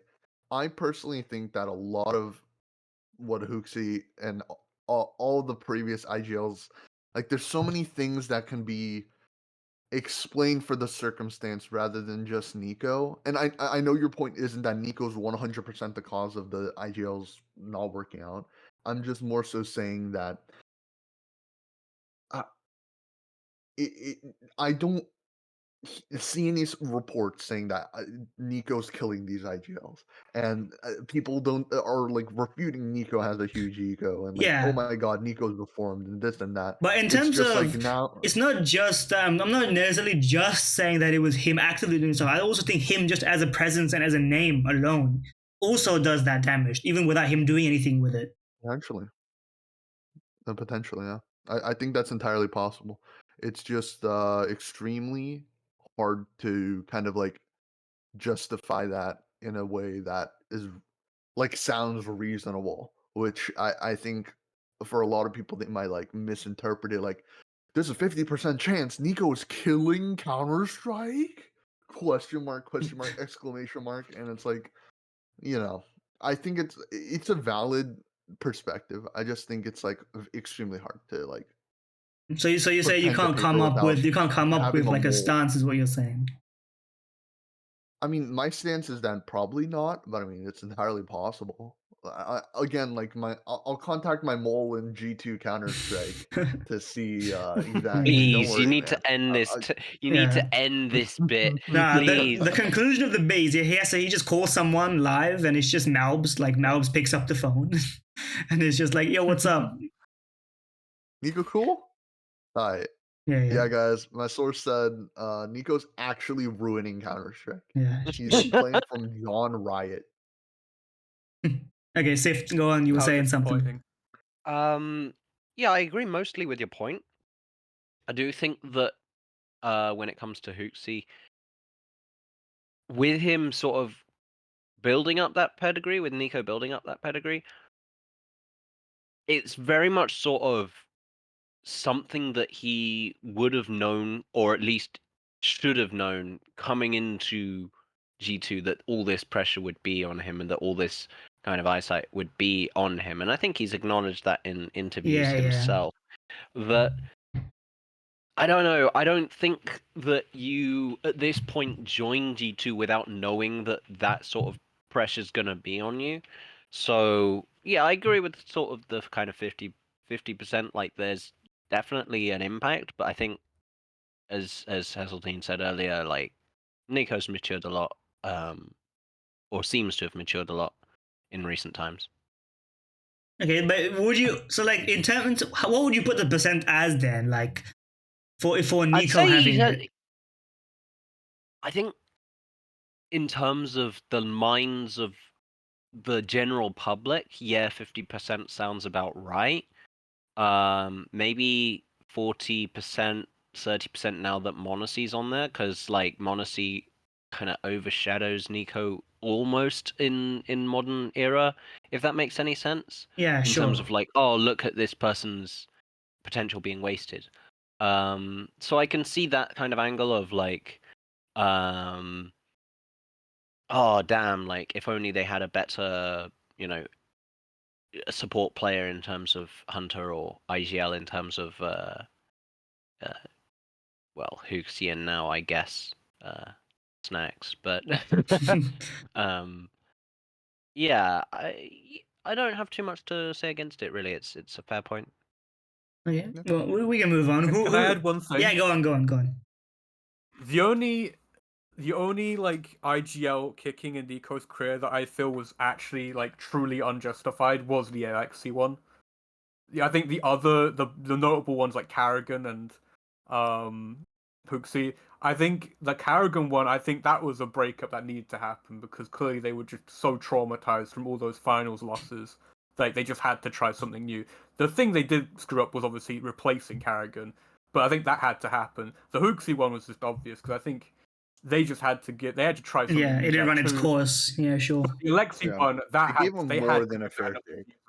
They had to give Alexi another season to like try, because like it was just so unjust that he only had like I think like 5 events, if not. Well, Yeah. I think it maybe also 6. comes down to player So like, yeah, interactions, right? some So of these kicks aren't you like can, I think aren't that totally unjustified. I've said this before, like to other people, but I'll reiterate it here that I think what makes the best IGLs in terms of Glaive, and especially Carrigan, like he's the GOAT at making stand-ins work, is how well they can get others to follow them and how well they can fit into a team and get them to like them. And I know that you don't have. It's not all about, oh, I want the players to like me, but it's not in that sort of regard. It's in the sense of you really can't have these sort of distrusts build up, especially right at the beginning, because that's only gonna get worse as time goes on. And I genuinely think that like it's a bit of a sidetrack, but I think that Carrigan, you know, he did his degree at the same time as doing pro CS, right? And I think that a reason there's one of the reasons there's a lot of lack of really good IGLs is that a lot of pro players spend their entire lives in their game from like 16 years old, earlier sometimes, like in T1 CS, to the point where they are isolated from any other experience outside of that, really, in terms of socializing with others, learning how to like make it work with people who you don't necessarily like, which is something you kind of learn in schools and stuff, which they kind of have missed. And I don't want to sound kind of elitist or anything like that, but I think it's a bit of a weird take, but I think that Carrigan going to university and deciding to finish off his course and like, actually mature as a person, and especially now that he's what, like 27, something like that. Him maturing as an adult is part of the reason which makes him such a great IGL, because I think he's very, very good at compromising, at reaching a middle ground, at making the team kind of work together. And you can kind of see it in the atmosphere of the FaZe team in terms of they all seem to really get on. You never really see them get super, like, you'll see them get upset at losses, but they never get like super emo unless it's like a fucking, like 13-0. Like, that's the only time I can really remember them getting really emo. But even immediately after the game, like, still going to speak to, the interviewers, which I can't say for Blame F on fucking Astralis. Sure, yeah. And I think that is a very key factor in what makes... I've lost my train of thought. ADHD, sorry. But I think it's a key factor in like what makes IGLing work. And I think, oh yeah, and so that's why I think it possibly doesn't work sometimes, even though on paper you have a great IGL. I think that some of the players aren't very good at, compromising or making sort of the personal side of the team work. So I think they just really personally didn't get on with Alexi, and even if he'd been given extra time, it might not have worked. Yeah, maybe so. But I guess we now know that he can make it work. So I guess at least he's been redeemed. So now we wait for HooXi's redemption. Me personally, I'm waiting, but not everybody is waiting with bated breath. Some people are cheering. Anyway, is that all we got? We move on to Heseltine. You're up next. All right, this is my 50 point. I believe there is a 50% chance that Argentina will have more representation than NA, Canada, and USA at the Shanghai Major.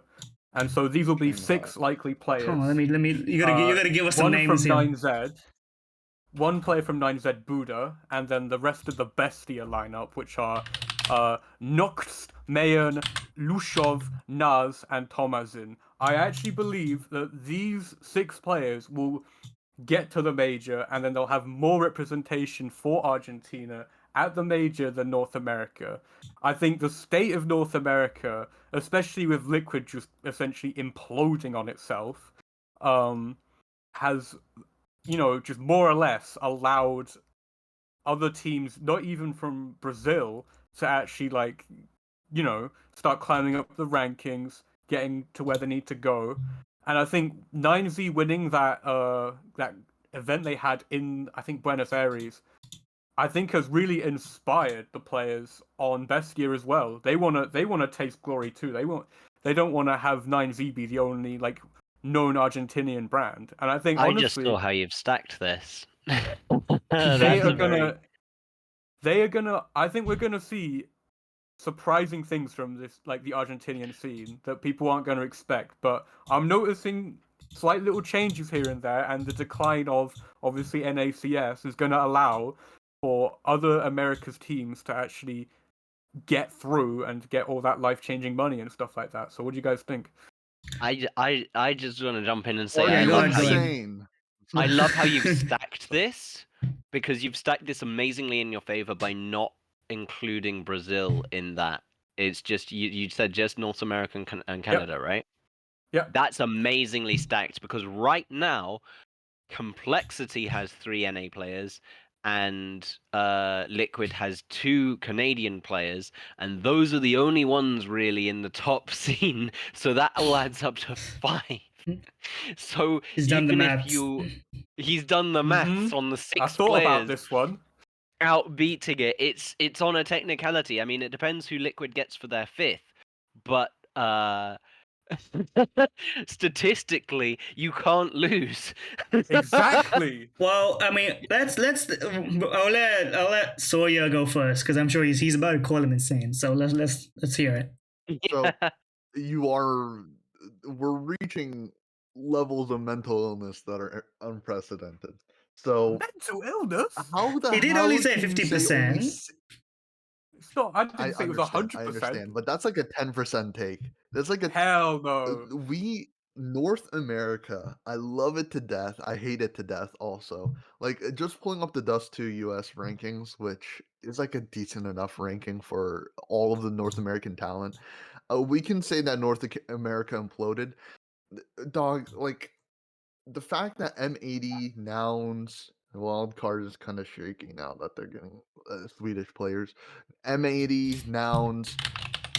Ooh, even NRG should be decent. Like a lot of these teams should make the major, and a lot of them, like at least two of them, should make the major. At least two, and that's enough already to beat out the Argentinian players. Like this isn't a 50-50.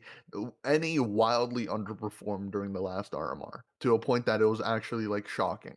Like Nouns died quickly, M80 died quickly. All those teams got really upset really quick, which wasn't expected at all. And I don't think that's really a necessary outing of North America sucks forever. It's more so like at this tournament in LAN with very young rosters, they didn't perform. And I think that especially now with Nouns, they upgraded the roster quite a bit. They look better with M80 especially, with which I think Lake will do immaculately in. I think that a lot of these teams will reach a standard good enough to qualify for the major. And I even think NRG replacing Walco with Nitro is kind of a decent move. I actually think Yeah, I that don't hate Nitro it. could bring a lot of stability into this roster compared to whatever the hell Walco is doing. So I think personally, a lot of these teams are not only better than that Argentina team, I think they should be better than a lot of Brazilian teams that are coming out, especially with how streaky Brazil is. Sometimes they're good, sometimes they're shit. I hope they're good. I think it's part of my 10% point, but I strongly believe that North America will be at least like there's like an 80% chance that we have more than 6. That's the hope. Okay, 80%. That's let's go. So there's 7 slots, right, for the Americas for the next major cycle. Just so I've got that correct, so I can look at this. Yes. I believe Okay. that's true. Yeah, so 7 slots. I'm gonna make the assumption that 9Z will qualify, so that we're just testing. I think that's a They did it fair. last That's one player. If 9Z get through, that's one player. That's Buddha. Yeah, so I'm gonna say that because right now they're the top ranked in South America, at least on HooXi rankings. I'm sure there's some teams that are being excluded from like international perspective or whatever. So let's just go down South America's rankings. How far down we have to go before we reach Bestia, right? So we got 9Z. We got an Incomplete Furia. They're gonna have skulls. I think it's probably they should be making it on Queserado alone, assuming Queserado stays. We got assuming he stays, which I think isn't it's a guarantee. Yeah, it's true. It's not a guarantee, but for now, let's run with it. MIBR, they're good enough. Then this new paint lineup doesn't impress me that much. They were supposed. Yeah, Nissan and MIBR then was supposed to qualify for like 2 majors. yeah, now, it's kind but of they just went missing every RMR. yeah. We get to questionable territory as soon as we hit number 3 with MIBR. Although Imperial is underrated on this. Imperial should probably be You higher. forgot complexity. I'm looking at South America Imperial only. also changing players Oh. allegedly. So Are the Imperial changing players? You say? allegedly they're getting Tri for Henny, but that's Oh yeah. I mean, but that should be better, not worse, that's right? pretty So That's pretty good. I think they should be. That's another Argentinian player. That's if that true, happens. but that doesn't help your point though. Numbers wise, I don't think it really helps you. But like for your 50% to be true, you need Bestia to be there. To just I add, believe in Bestia. Yeah, go on. The last time we've had 2 NA teams, this might hurt you, Sawyer, at the top 16 of a major was Starladder 2019. Jesus. Top 16. Yeah, but what Yeah. we're talking Not about just reaching the major in general, We're just right? talking about just qualifying.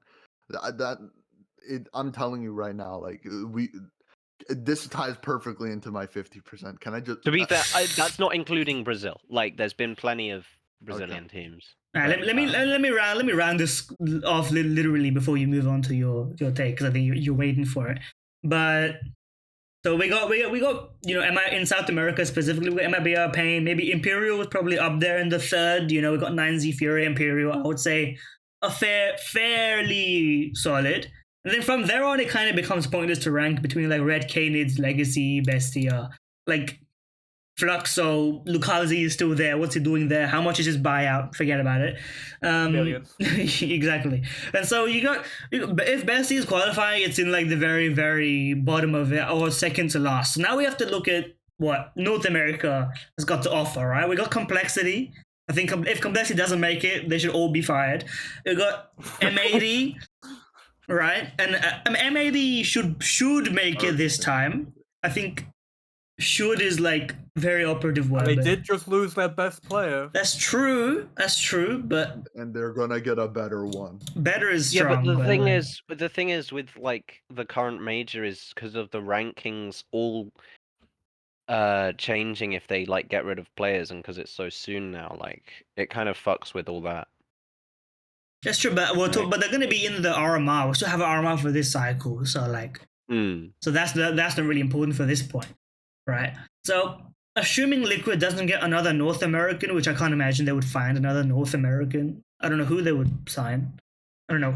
They have to. I forget about all that, right? Just some face it player. Yeah. So for your 50% take to be 50%, let's assume it's on the correct side of 50%. Well, what you would need to happen is Complexity, M80, Liquid. Between them, how many North Americans are there? There's more than 6, right? There's more than 7. Mm-hmm. Yeah, so you would need one of those two to not make it, and you would need Bestia to make it. Actually, yeah, I mean, amongst M80, Liquid, and Complexity, there's literally 6, I think. This was a purely vibes-based 7, prediction. sorry. I think it's looking really good down there in Argentina. I think there's a lot of optimism, and I think they really do believe they can get to this major. I seriously believe it. Power of belief. Okay, 50% is, I think, like, it's just too high. It's this just, is also this is going to be a fucking goated take if as well, but that's fine. This is going to be a goated take if they reach like top 16. If Bestia reaches top 16 in the major, I'll be crazy. If I actually get this right, I'll be crazy. That's what I'm saying. I'm putting it way lower than 50% because I don't rate Bestia at all. But that's anyway. We had what, Sawyer? You were really gung ho about moving on to your 50%, right? I'll jump the line a little bit. Yeah, go ahead. If it segues, it works. The line just a touch. Go ahead. North America will not make a major playoff for the next 2 years. 2 years. Damn. 2 years. And you mean North American core, right? 2 years. A North American core team will not make a major playoffs for the next 3 years. 3? Not 2 players. You boosted it. 3 players as a core. You've upgraded the take without being prompted to. 2 years. So to clarify, 2 years is including this year or including 2026? So I'm saying the major after the Austin major. So the next three majors. The next 3 majors. The next 3 majors, not a single one in playoffs. Wow. Okay, elaborate. I mean that with all my heart. So again, I'm pulling up the Dust 2 US that's top 16, I'm again. guessing. Or... He said playoffs. Oh, pay. Yeah. Okay, so I'm it's mainly because of Complexity. Mainly because I hate them so much because they are fine with mediocrity. They're fine with being good enough, which pisses me off. I mean, Heseltine just got extended for several years. I don't know if that. I don't know about several, but I would guess 2. Several sounds like 20, like 7 years contract. Perfect. But perfect. Heseltine got extended, and he just simply isn't good enough. You guys are gonna say like, "Oh, he's been playing better." In my eyes, a person who is that streaky, who just farms dog shit teams, is never going to. He's just not good enough. We saw it against everyone in the Copenhagen Major. Complexity just had to win one best of 3. They played against the best teams in the world because that's what you have to do in order to get into a playoff.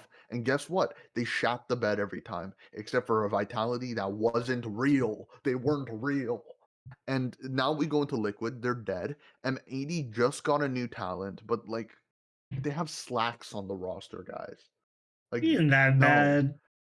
He's not very great bad. either. It's true. It's not He's great. It's not major great. playoffs material, Nouns but can make a major, but they're not gonna get to a playoffs. I'm sorry, they're not good enough.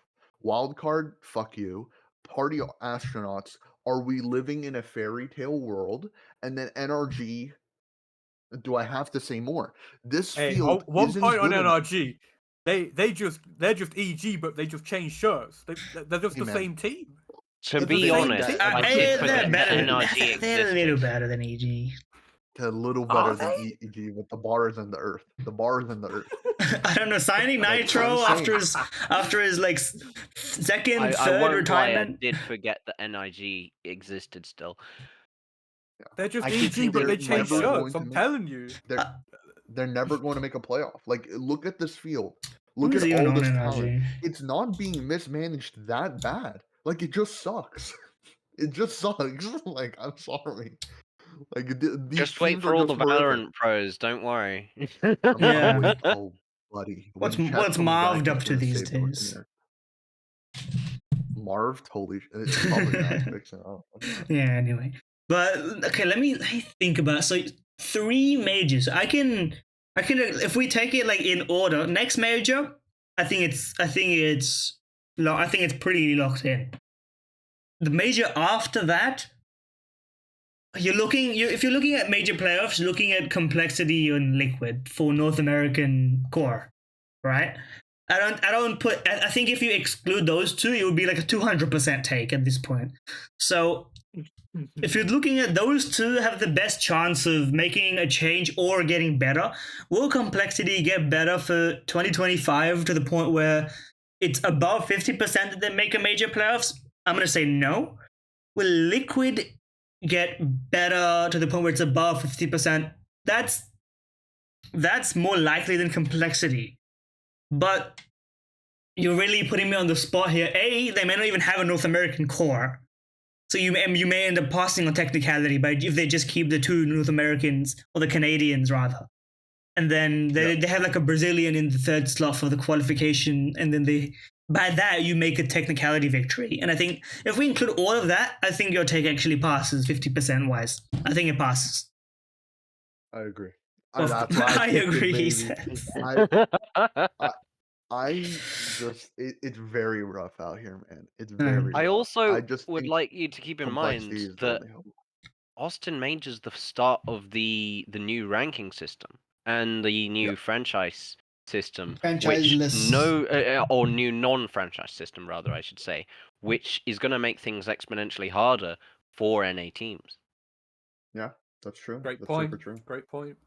What are they going to play to get the points is a real question. They're not going to have any ranking to qualify in the first place. But anyway. And they won't have the RMRs to be able to basically guarantee, we can play versus 6 NA teams. Yeah. Are there 6 NA teams? Well, who fucking knows? Well, I mean, there's always going to be teams. They'll just have to go really down the bottom of the barrel to get invites.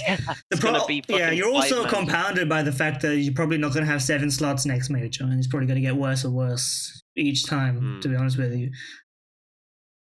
Valve's just gonna have to give a pity slot, just be like pick via. What Valve needs to do is make it, instead of making it 3-3-2 for the base slots for Europe, Americas, and Asia, give the Americas slot to Asia. Yeah. Eventually, it'll be. I agree with you there. By the end of 2025, it may just be the logical thing to do, not even just hoping from my side. What Valve should do is fund their own tournaments, actual Valve hosted tournaments across the globe. They've got the money for it. Wasn't that what they tried? I'm not familiar with the Dota Pro circuit. Wasn't that what they tried to do, and then they just stopped it, or what? That's exactly what Dota did. And now they're back on it. Yeah. So maybe that's not interested in. But anyway, I don't think anyone else. They might come back with it, I don't think we've got much to disagree upon on that point. I think 50% is a fair. Yeah, it's a pretty fair point. It's a fair point. The NA fans are gonna be disappointed in you, Backpack. Nah, I don't have any pushback to make on it. I mean, listen, they can stand up for themselves. They got so rabid with Stewie. I think they will live off Stewie for like 2 years. So we don't need they don't need fuel. That's all I'm saying. You know, it's like radioactive fuel. You put one little nugget of Stewie in there, and the reactor's continuing. So they're fine. Yeah, that's fair. That's fair. We are what safety. You had your 50% left, right?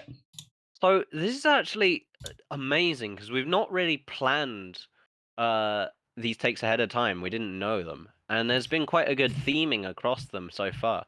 My 50% is before the Austin Major.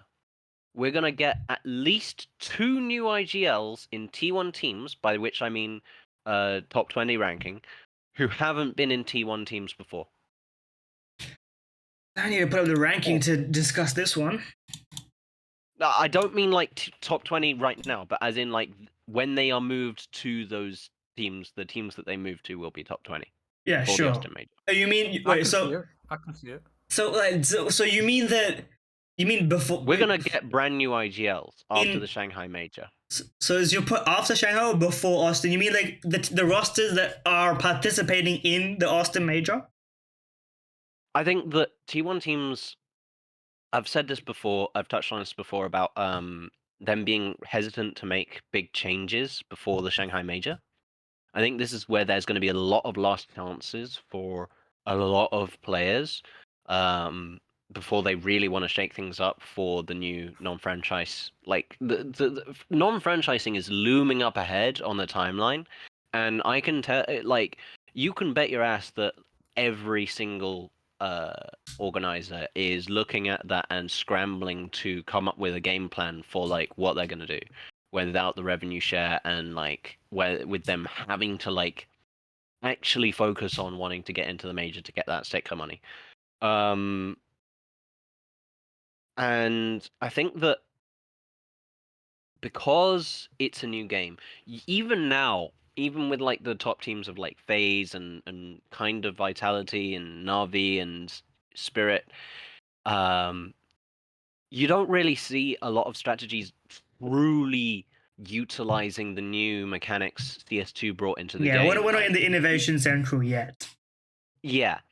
I think that by the time the Austin Major comes around, we're going to be seeing IGLs who have been forged through the kind of academy teams, who have been given their chance in this year and had the chance to kind of build up, but also the chance to build up in this new game. And I think that that's really going to, whether they succeed or not when they're on the T1 teams, I think that at least a few orgs, specifically possibly teams like, you know, Fnatic. Yeah, I was about to say smaller Fnatic, orgs. exactly. Yeah, Smaller orgs which like can't necessarily afford the big ones. Also, a lot of the really good IGLs are getting older, right?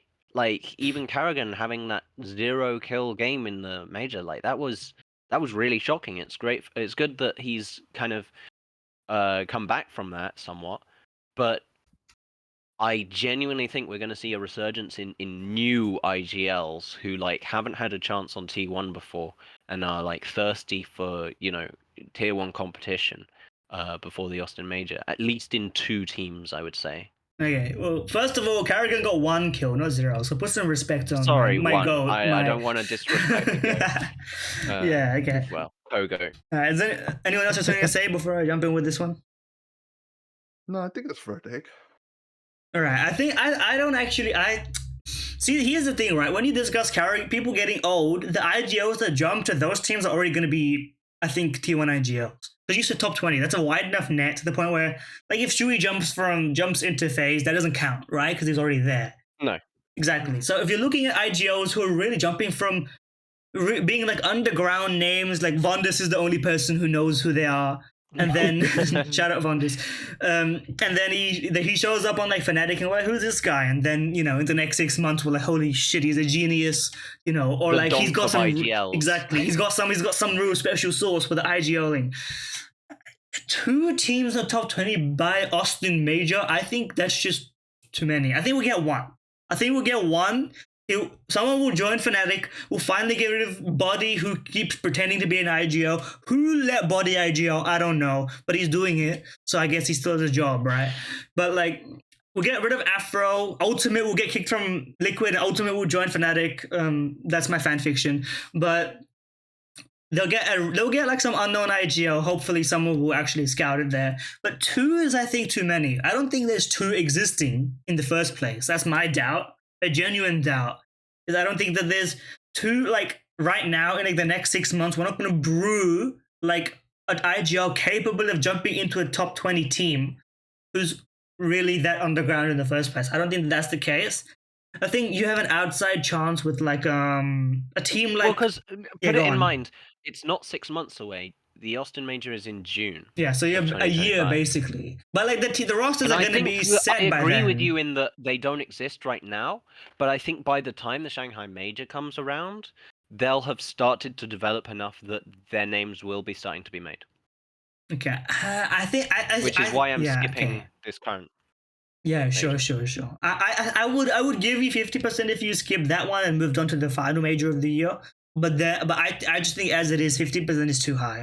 For 2, I think for 1, 50% is perfect. I think we need to wait even longer. But what does anyone else think? I think one guy that it's so speculative. Go on. No, it's so speculative. It's hard to say. So I don't have much else to say on that other than like maybe. One guy I think if the buyout isn't insane that probably will get a call up is that Lear guy from Namiga. They're just cooking in tier 2 Europe, and they actually play pretty good CS. That's not an English. Is that an English speaking team or is that Russian speaking? That's Russian. Yeah, okay. But he's from Belarus. Yeah, sure. So that might be a difference maker because obviously some orgs are like iffy about paying Russians and whatnot. Yeah, but we have like Booms and Auroras who could pick him up and then get him up there. Yeah. I have a feeling he's on like a Jerry type buyout though, which could hold him back from that. And if buyouts didn't exist, I think this guy would probably have switched teams in this offseason, to be honest, because I think he's like actually low key cooking. I think Von Das also shouted that guy out, and I had a look at their games, and yeah, he's actually pretty good. I think he deserves a call up for sure. I can't think of off the top of my head. I can't think of any like tier 2 European IGLs that would. One of the guys on the Gaming Gladiators, I think their IGL is pretty legit. Patty? Is that his name? I think Patty. Patty. Yeah. I think he could get called up too if that buyout isn't mental. I swear I've heard Patty before. Yeah, he was part of Ecstatic. Yeah, he was on that Ecstatic. Right, yeah. I think they're the 2 names I could actually see moving into top 20 teams in before the Texas Major. I think that could actually happen. But again, buyouts, industry politics, international politics could all play a part in that. Yeah. But yeah, I agree. I think it's a very reasonable take. Yeah, actually. I think it's a good take to make on the base of it. I just don't agree, but I can see the merit of it. Okay. We good to move on to 10%. This is where the crazy stuff comes. Yeah, I think I cooked a bit on this one. This is a 10%. Like 10% people agree with me, so it's like supposed to be a hot take. So after this season, I think MOUZ will be picked apart and they'll fail to win a single big event trophy. So I think, first of all, I think the barrier is not on the gameplay. I think it's obvious that they have good pedigree in the group stages up until Dallas, which was, I think we'll get into that in a bit later. I think the individual ability on that merit, I think it's enough. We've seen it. We know that they have the potential, right? That's not the question. Another thing, they have multiple players who should really be in demand. Obviously, Shui is going to be in demand for the very top. Great IGLs are hard to come by. I think a lot of teams, especially after the next major, because this is the first major at the end of the season, we can fully go into the cycle of making moves after a major. I think looking to build at that point, finding a new IGL, Shui is going to be really, really in demand. And then you have Yimpat, excellent player in his anchor role, star anchor, perhaps you could call it, right? And it's a very rare thing to see. And you even have Exertion as a role player. That's a good sign that a lot of these MOUZ players are what people might consider excellent in their role. You consider them like role players, but also stars in their own right if they have the right time for it, right? And in that sense, it's very easy to pick apart. Like you could slot a player like Yimpat or a player like Xerxes into a team like, Na'Vi, and then you could immediately become like elite beyond what they already are, which is, not quite there yet, carried by team play. You could get an individual from MOUZ to that team already be cooking immediately, right? And I think the big thing about Shui choosing to leave, I think it's unlikely he's getting offers, as I said. And unlike the rest, he's already left MOUZ, right? He was in GamerLegion. So I don't think it's as a big of a brotherhood as people might feel like in that MOUZ camp. I think that Sui is comfortable leaving for the right offer. He was already comfortable leaving that academy project. It's been a fun ride, you know, it's been a fun time coming back, but I think he sees the options in the real elite that's gonna come for him later.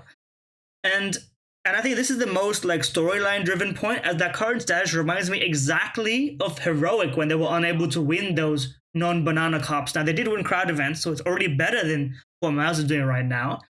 In the same way as that Heroic lineup, they have kind of this masterful or perfect quote-unquote CS that they can play, but they just can't break through and bring it when it matters. And there's only so much mental work you can do for a team like this without actual roster moves.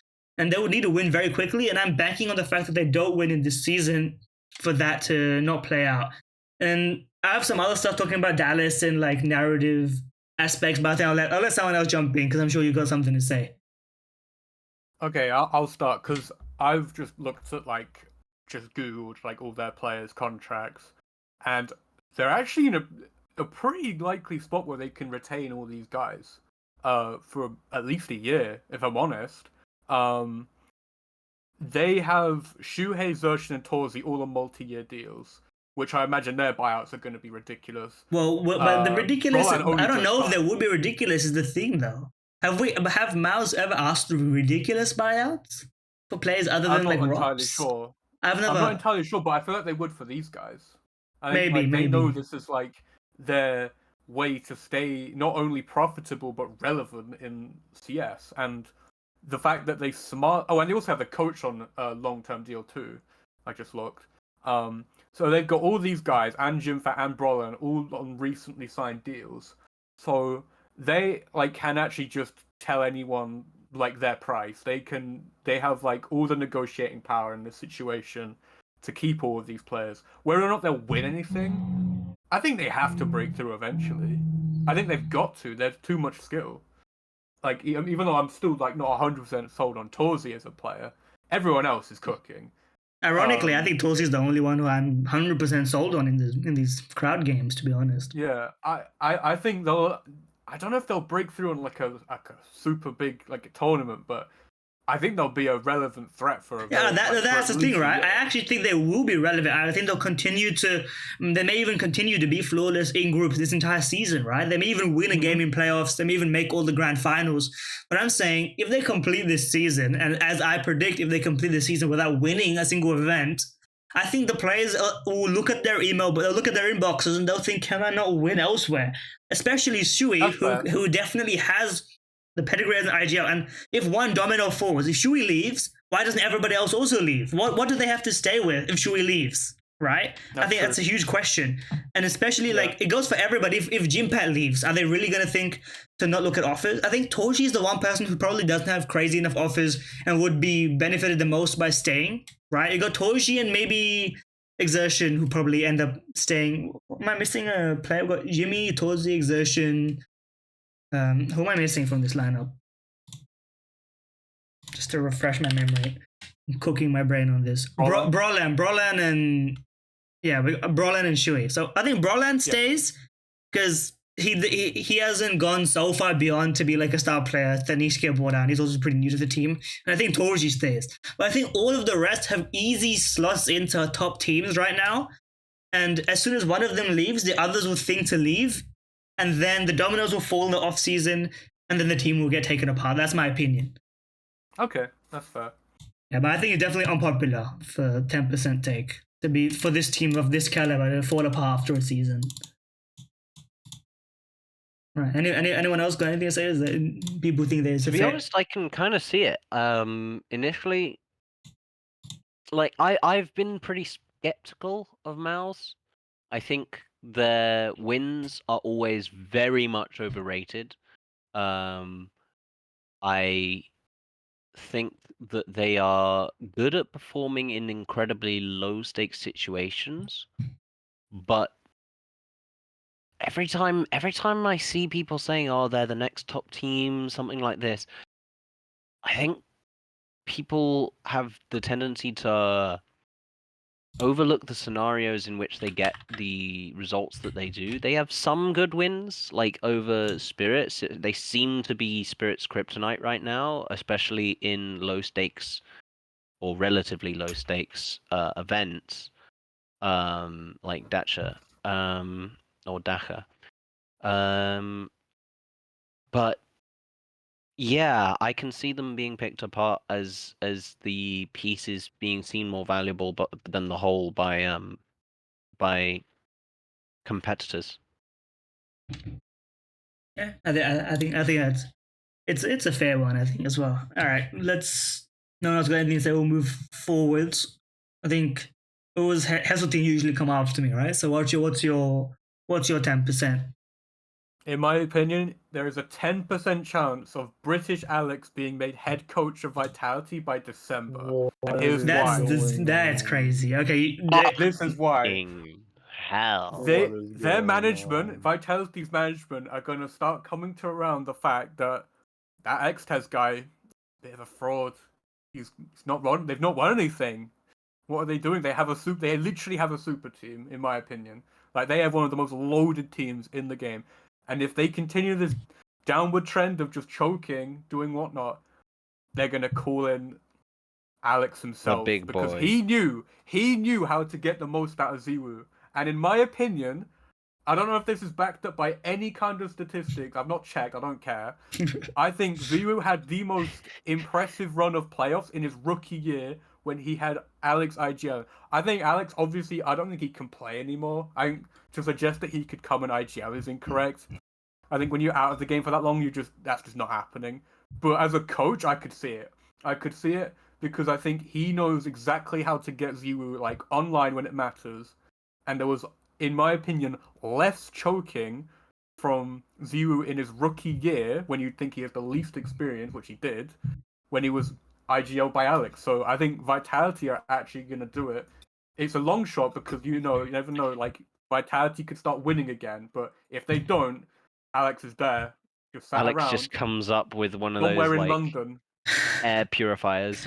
Yeah. Yeah, exactly. He's got the tech. He knows what he's doing. What do you guys He's think? got the All right, oxygen so bottle. be honest with me. How much of this was spurred on by that one video of them meeting Alex when they went to London and then they shook his hand and stuff? How much of this was fueled by that video?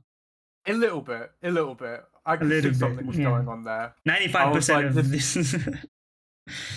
Listen, I make all my predictions based on sheer vibes. That's it. No numbers, no nonsense. We're looking at vibes only.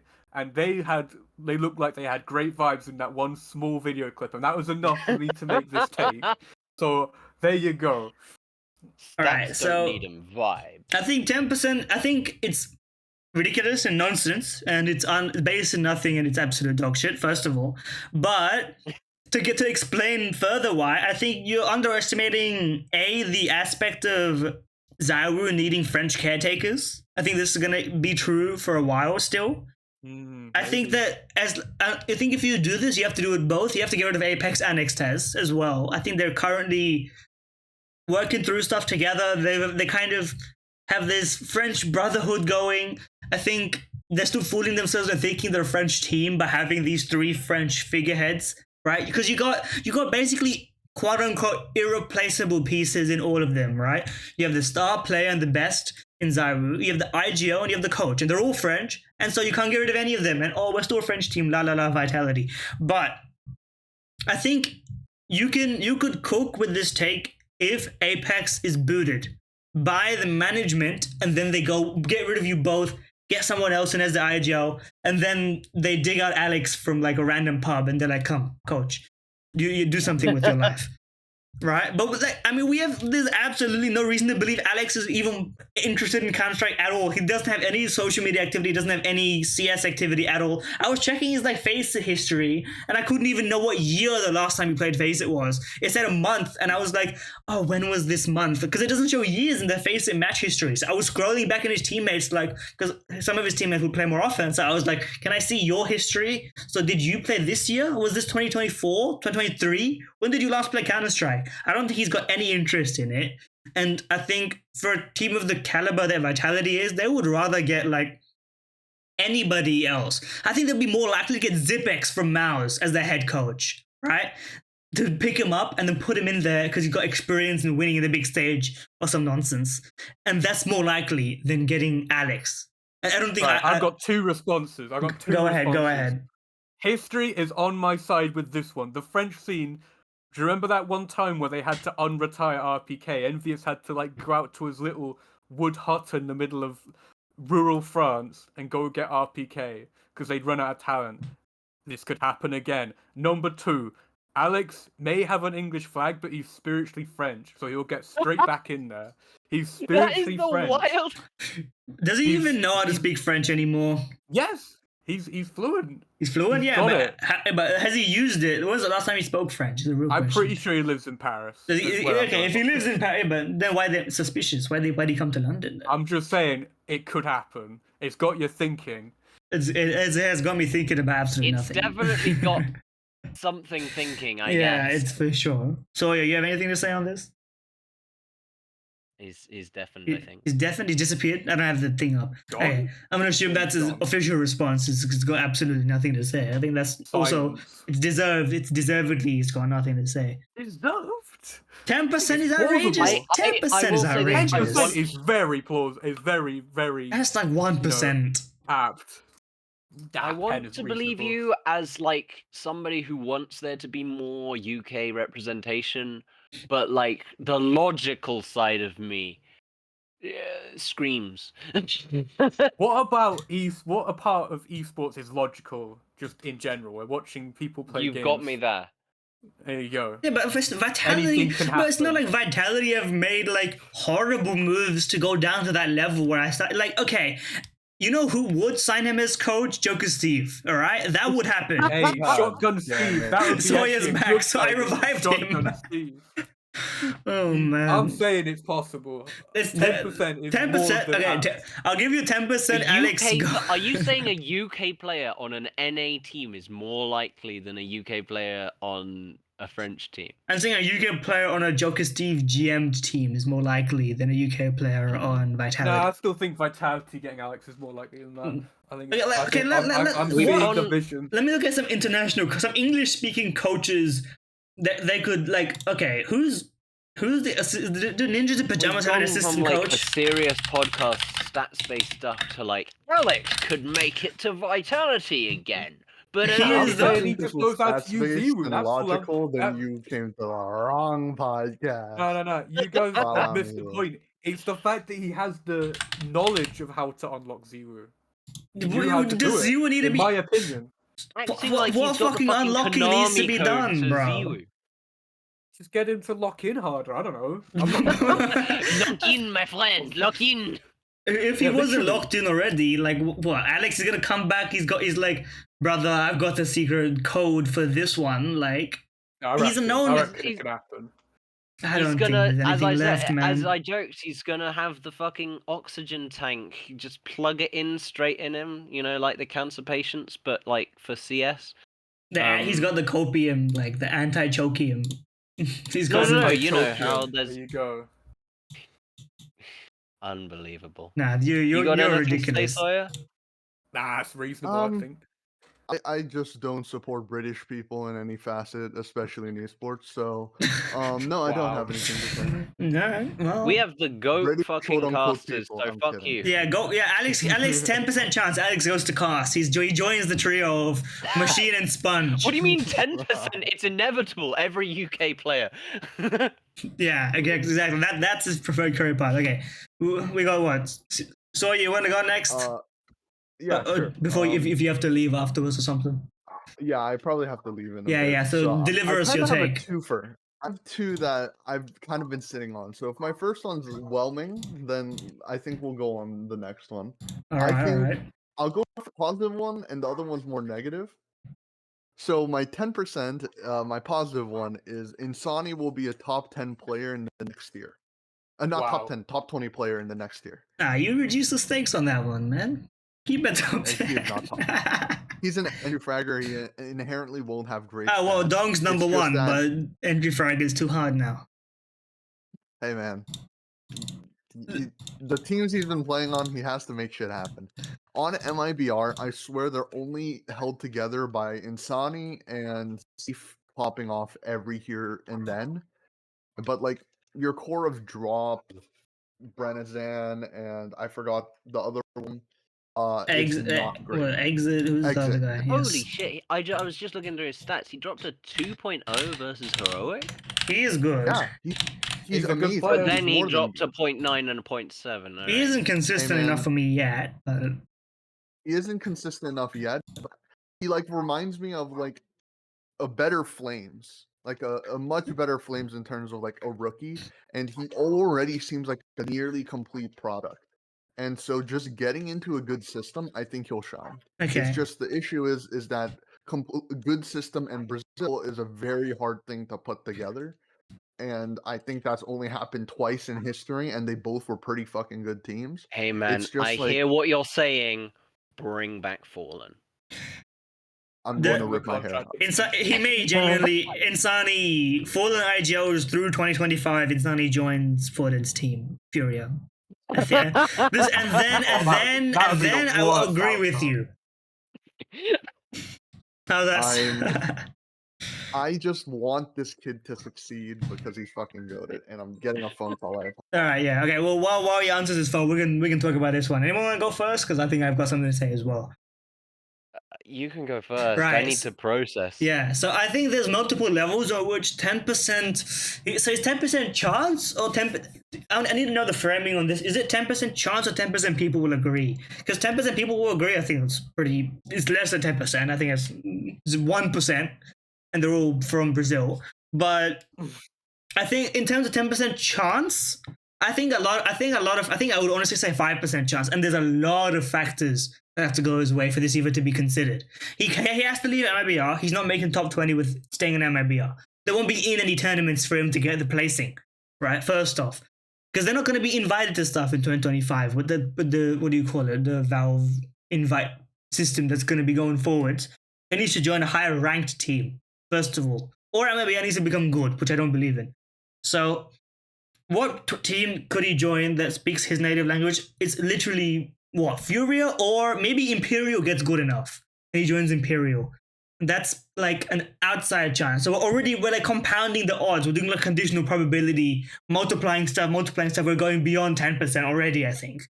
And then he go to 9Z or Pain. To be fair, I'm pretty sure that could happen. If he's a free agent, though, any buyout involved, no chance. Exactly. And we haven't even discussed the fact that he may need to be purchased, and then that's a whole other headache. Exactly. And then, what tournaments is he playing? Even if he gets bought out, like, 9Z does have a fairly high enough ranking. If 9Z continues this momentum by buying the good players and continuing consistency and playing the European tournaments, which is going to be mandatory, by the way, because all the best tournaments are going to be in Europe. I think majority of them, at least, it's going to be how many tournaments that are going to be in the American continent, north or south, that are going to be enough to count towards a ranking. I don't think there's going to be enough in the first place to matter. So he's going to have to play a lot of European tournaments to get invited to those. We don't know how the ranking works yet, so that there may be regional spots. But so far, it seems like it's just going to be straight, because Blast, they announced how they're going to do their invites, right? It's all going to be straight through ranking points. It doesn't seem like they're allotting regional slots that much yet, apart from some regional tournaments. But the big tournaments are going to be all Valve ranking. So they're going to need to keep a Valve ranking.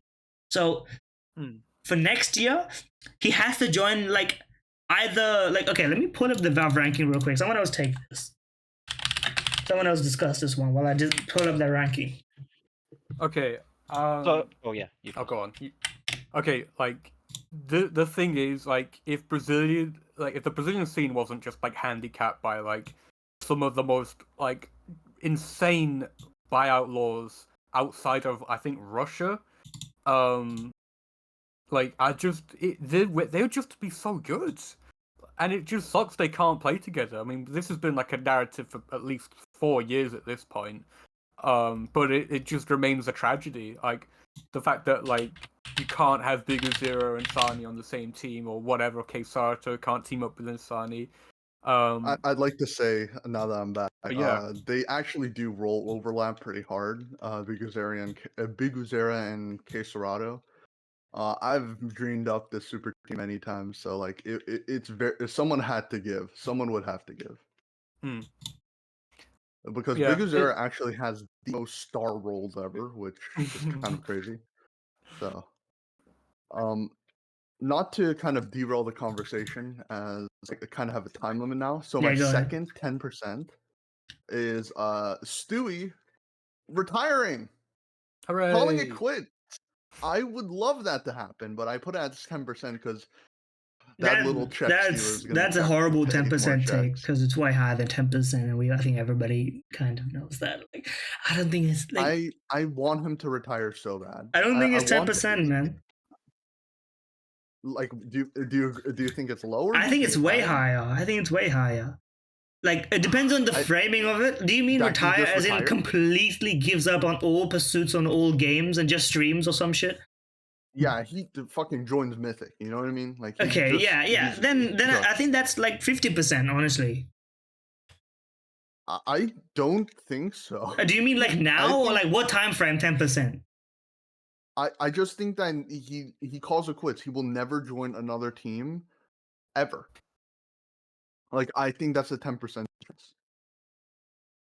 Okay, ever is a thing a bit high. I think after 6 months, then I would say 50% chance he retires already. I think for this season he'll get some random NA team and he'll pretend to give it a try, and then it won't work out, and then he'll retire. I think that's the path. But yeah, I wanted to talk about is like the what I want, which is pretty much his legacy is so good. Like he has some of the most highest cultural impact. Shout out Maui. It's just like he went on top. Like you had the most horrific end of your career I've ever seen in a pro player, right? Like it's actually one of those tragic falls that you go from Team Liquid to EG. You know what I mean? Like that's really fucking bad. So it's like, well, Team Liquid 2019. Then he played on Fallen Liquid, which I mean, yeah, it was a more gradual and visible fall.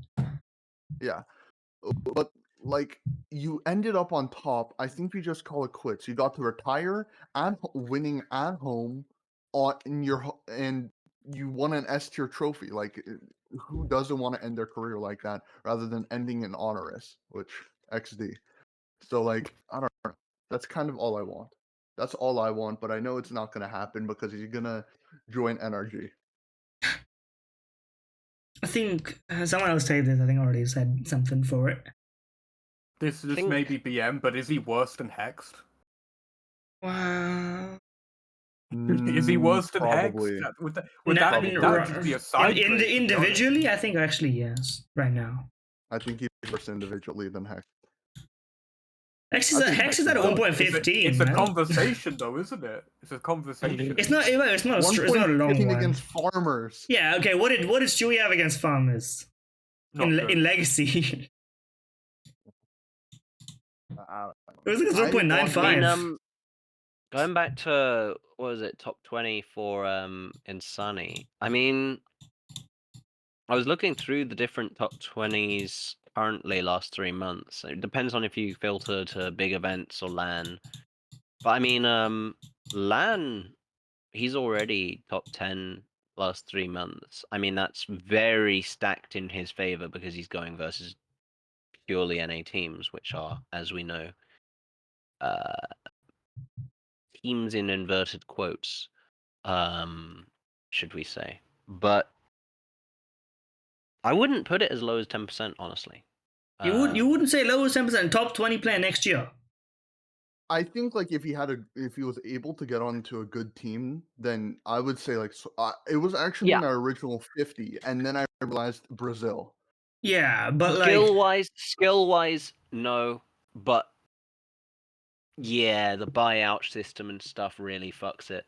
Yeah, I think if you consider it holistically, if you don't add any conditions onto it and you just take it as is, all of the real problems that like he can't play events, he's not going to have a good enough team, etc., I think push it below 10% for me. I don't think theoretically the non-franchising might make it easier though. But okay. Brazilian teams. We haven't seen all the events that have been announced. It's true.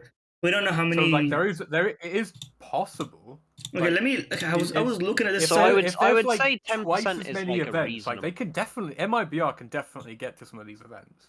I Yeah, don't think they're that's gonna. impossible. Yeah, they're gonna be around 12 to 15, 12 to 14 in the global world rankings right now, which is probably enough to get invited to some.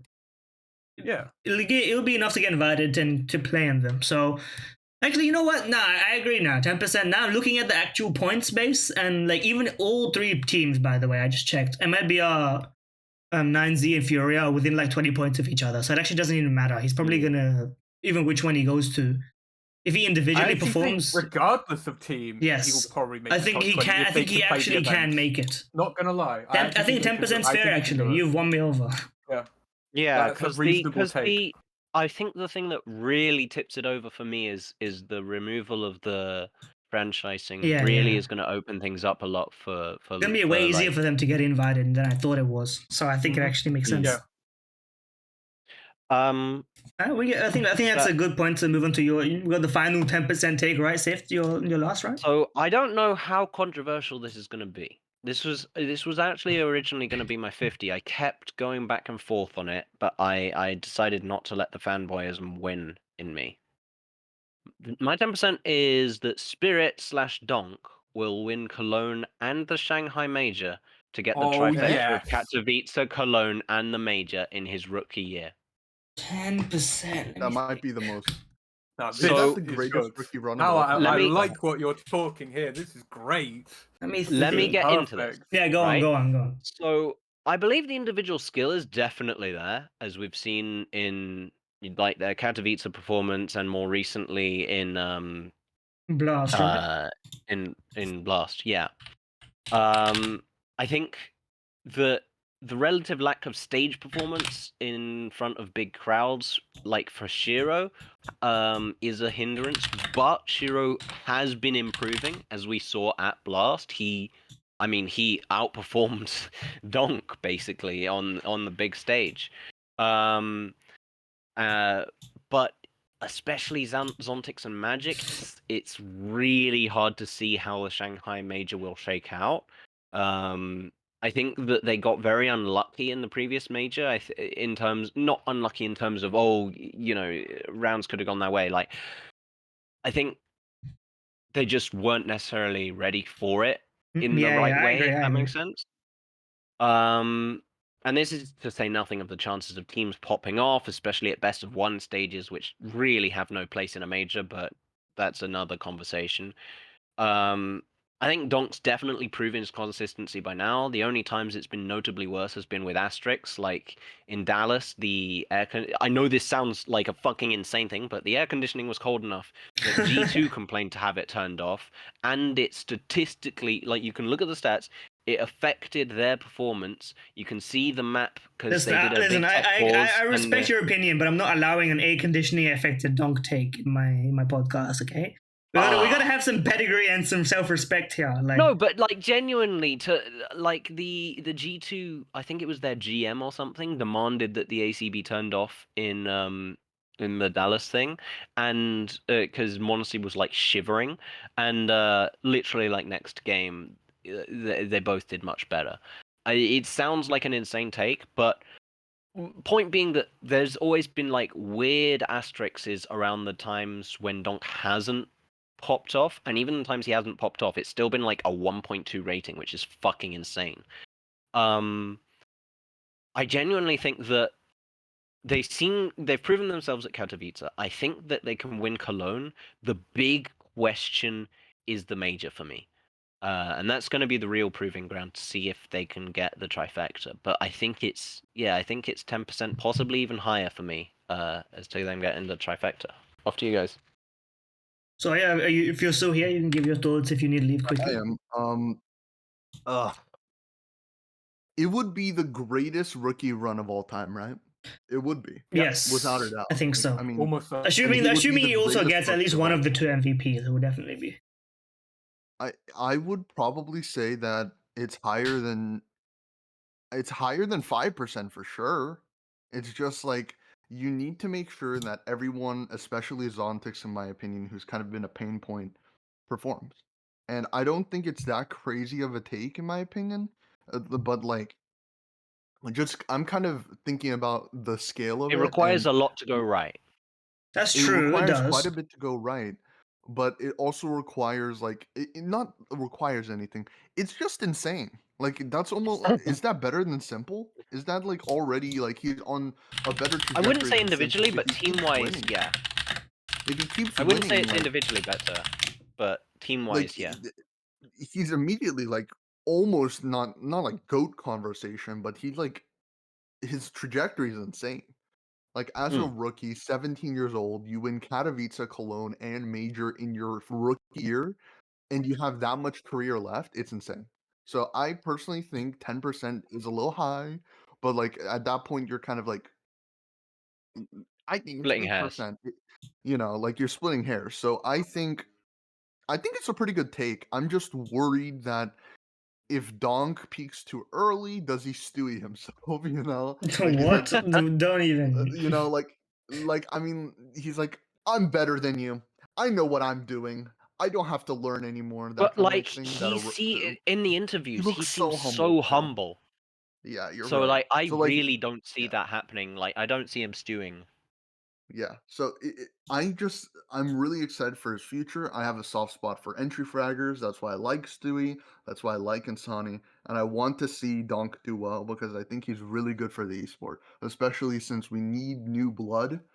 And since he's a new generation, I think it's very good. Yeah, I And it's think. more than good. Yeah, I mean, just to touch on that last part, I think it's definitely true. A lot of aspects going his way in terms of good thing to see, like young player, rifler, not open, new style in a new game to kind of make people really realize we're not in CS:GO anymore. I think kind of Dong being number one is like, and honestly both are kind of making people finally realize we're in CS2 now. It's nice that we have something to signify the shifting of the tides. If we just had everybody at the top the same as it always was, it might be hard to convince people we've moved on or moved forwards. But that aside, 10% for winning both.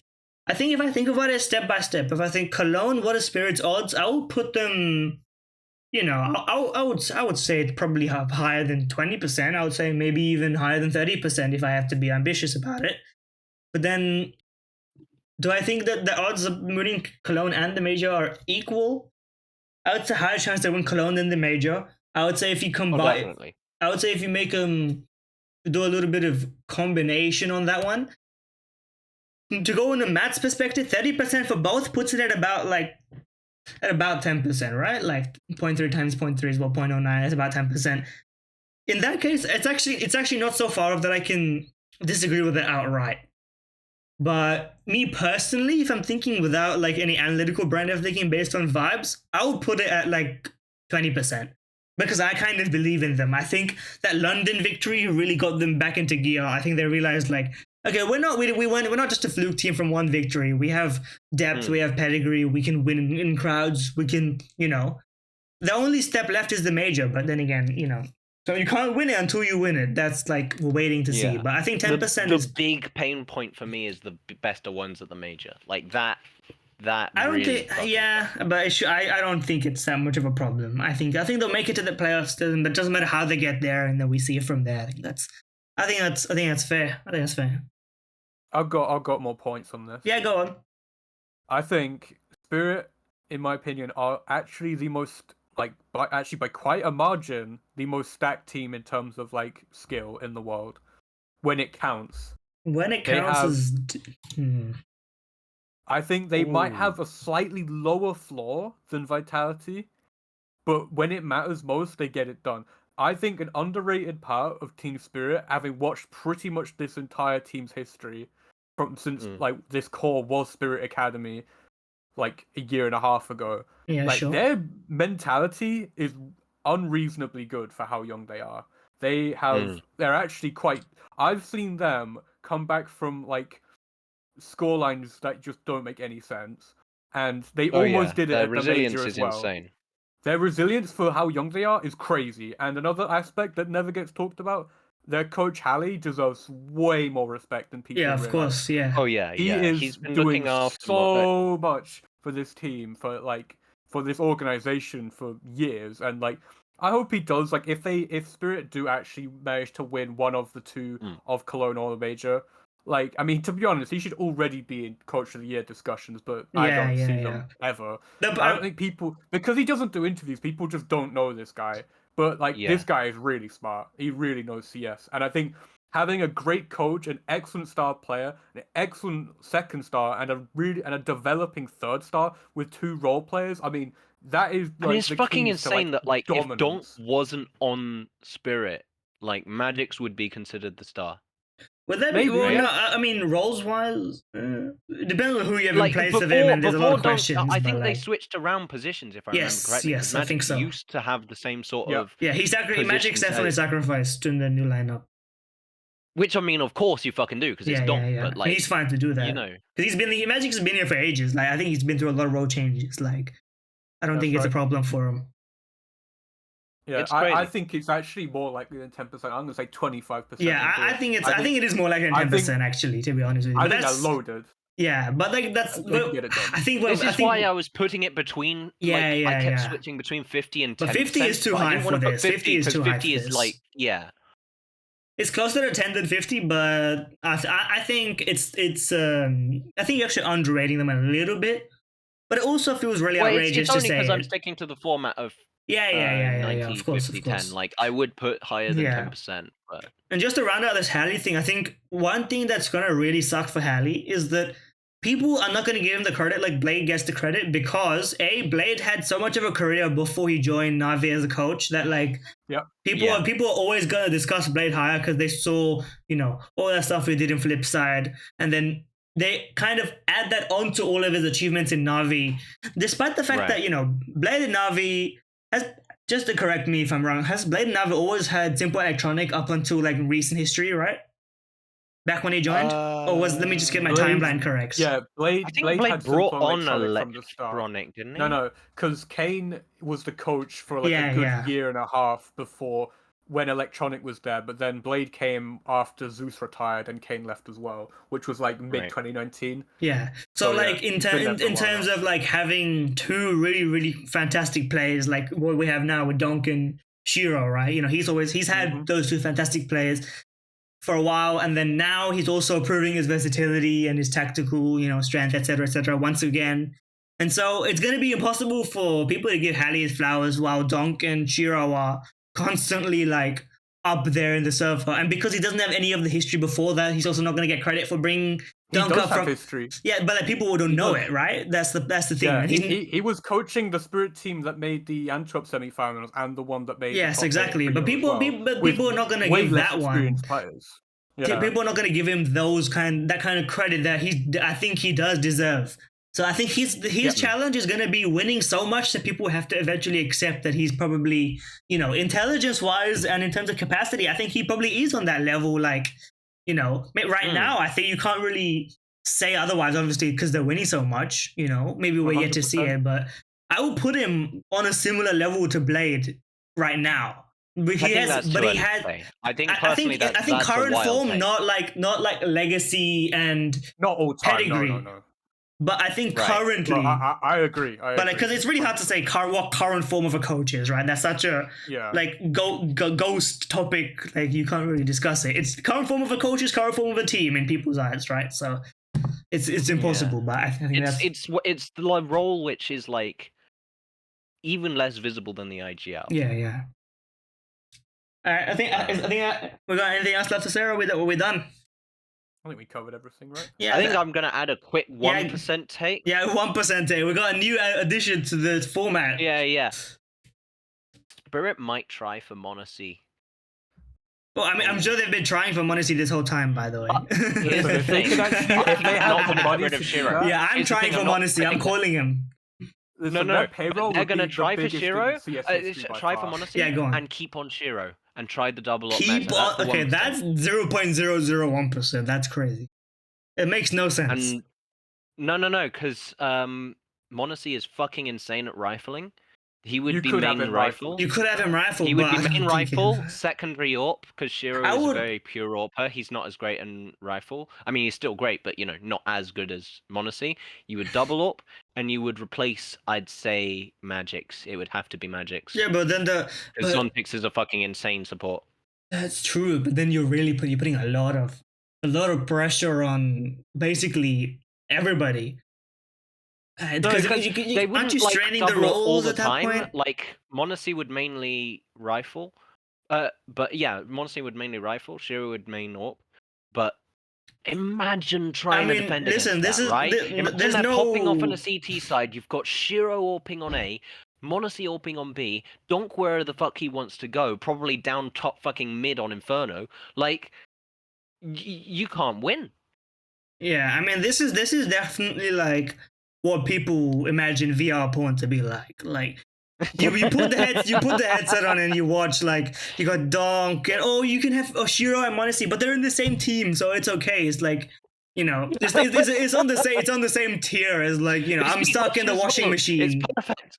I'm stuck in the washing machine and I gotta get out. It's like, it's exactly as believable as that. You're in the, like, uncanny valley of rosters. It makes This isn't really a take. This is more what I really desperately hope or want to happen. But this is, I mean, but like, if we're talking percentages, this is beyond 1%. This is like, you would need the entire state of Saudi Arabian oil to make me believe in this one. It would be, like, by far the biggest payroll in the world in CS history, probably of all time. But like, you just give all the sticker money to Monacy and Donk, and then you I'm win sure the the major others 5 will times in a talk row. with that, I'm sure. I don't think the sticker money will start paying. I think they won't care if they win 4 majors in a fucking row.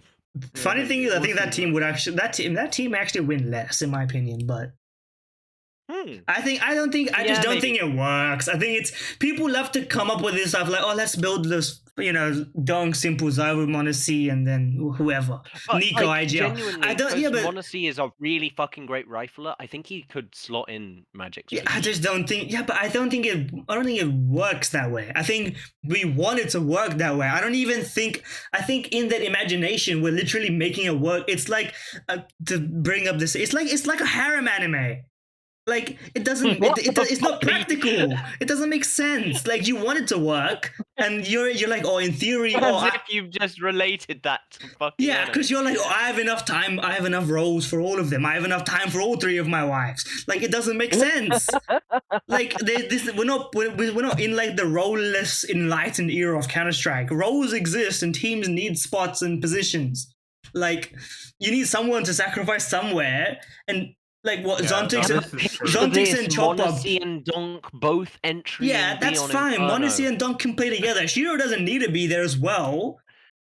Like, but it would just add that extra spice. It wouldn't. It wouldn't. It would feel good. Like, and then you have, like, that post team making regret that C9 is feeling right now, which is like, why did we do this? What Shiro's on? Like, you would get that again. You would just create that. Is that what you want? I think. They should just do. They need to do all-star games for CS. They should add a 6th player.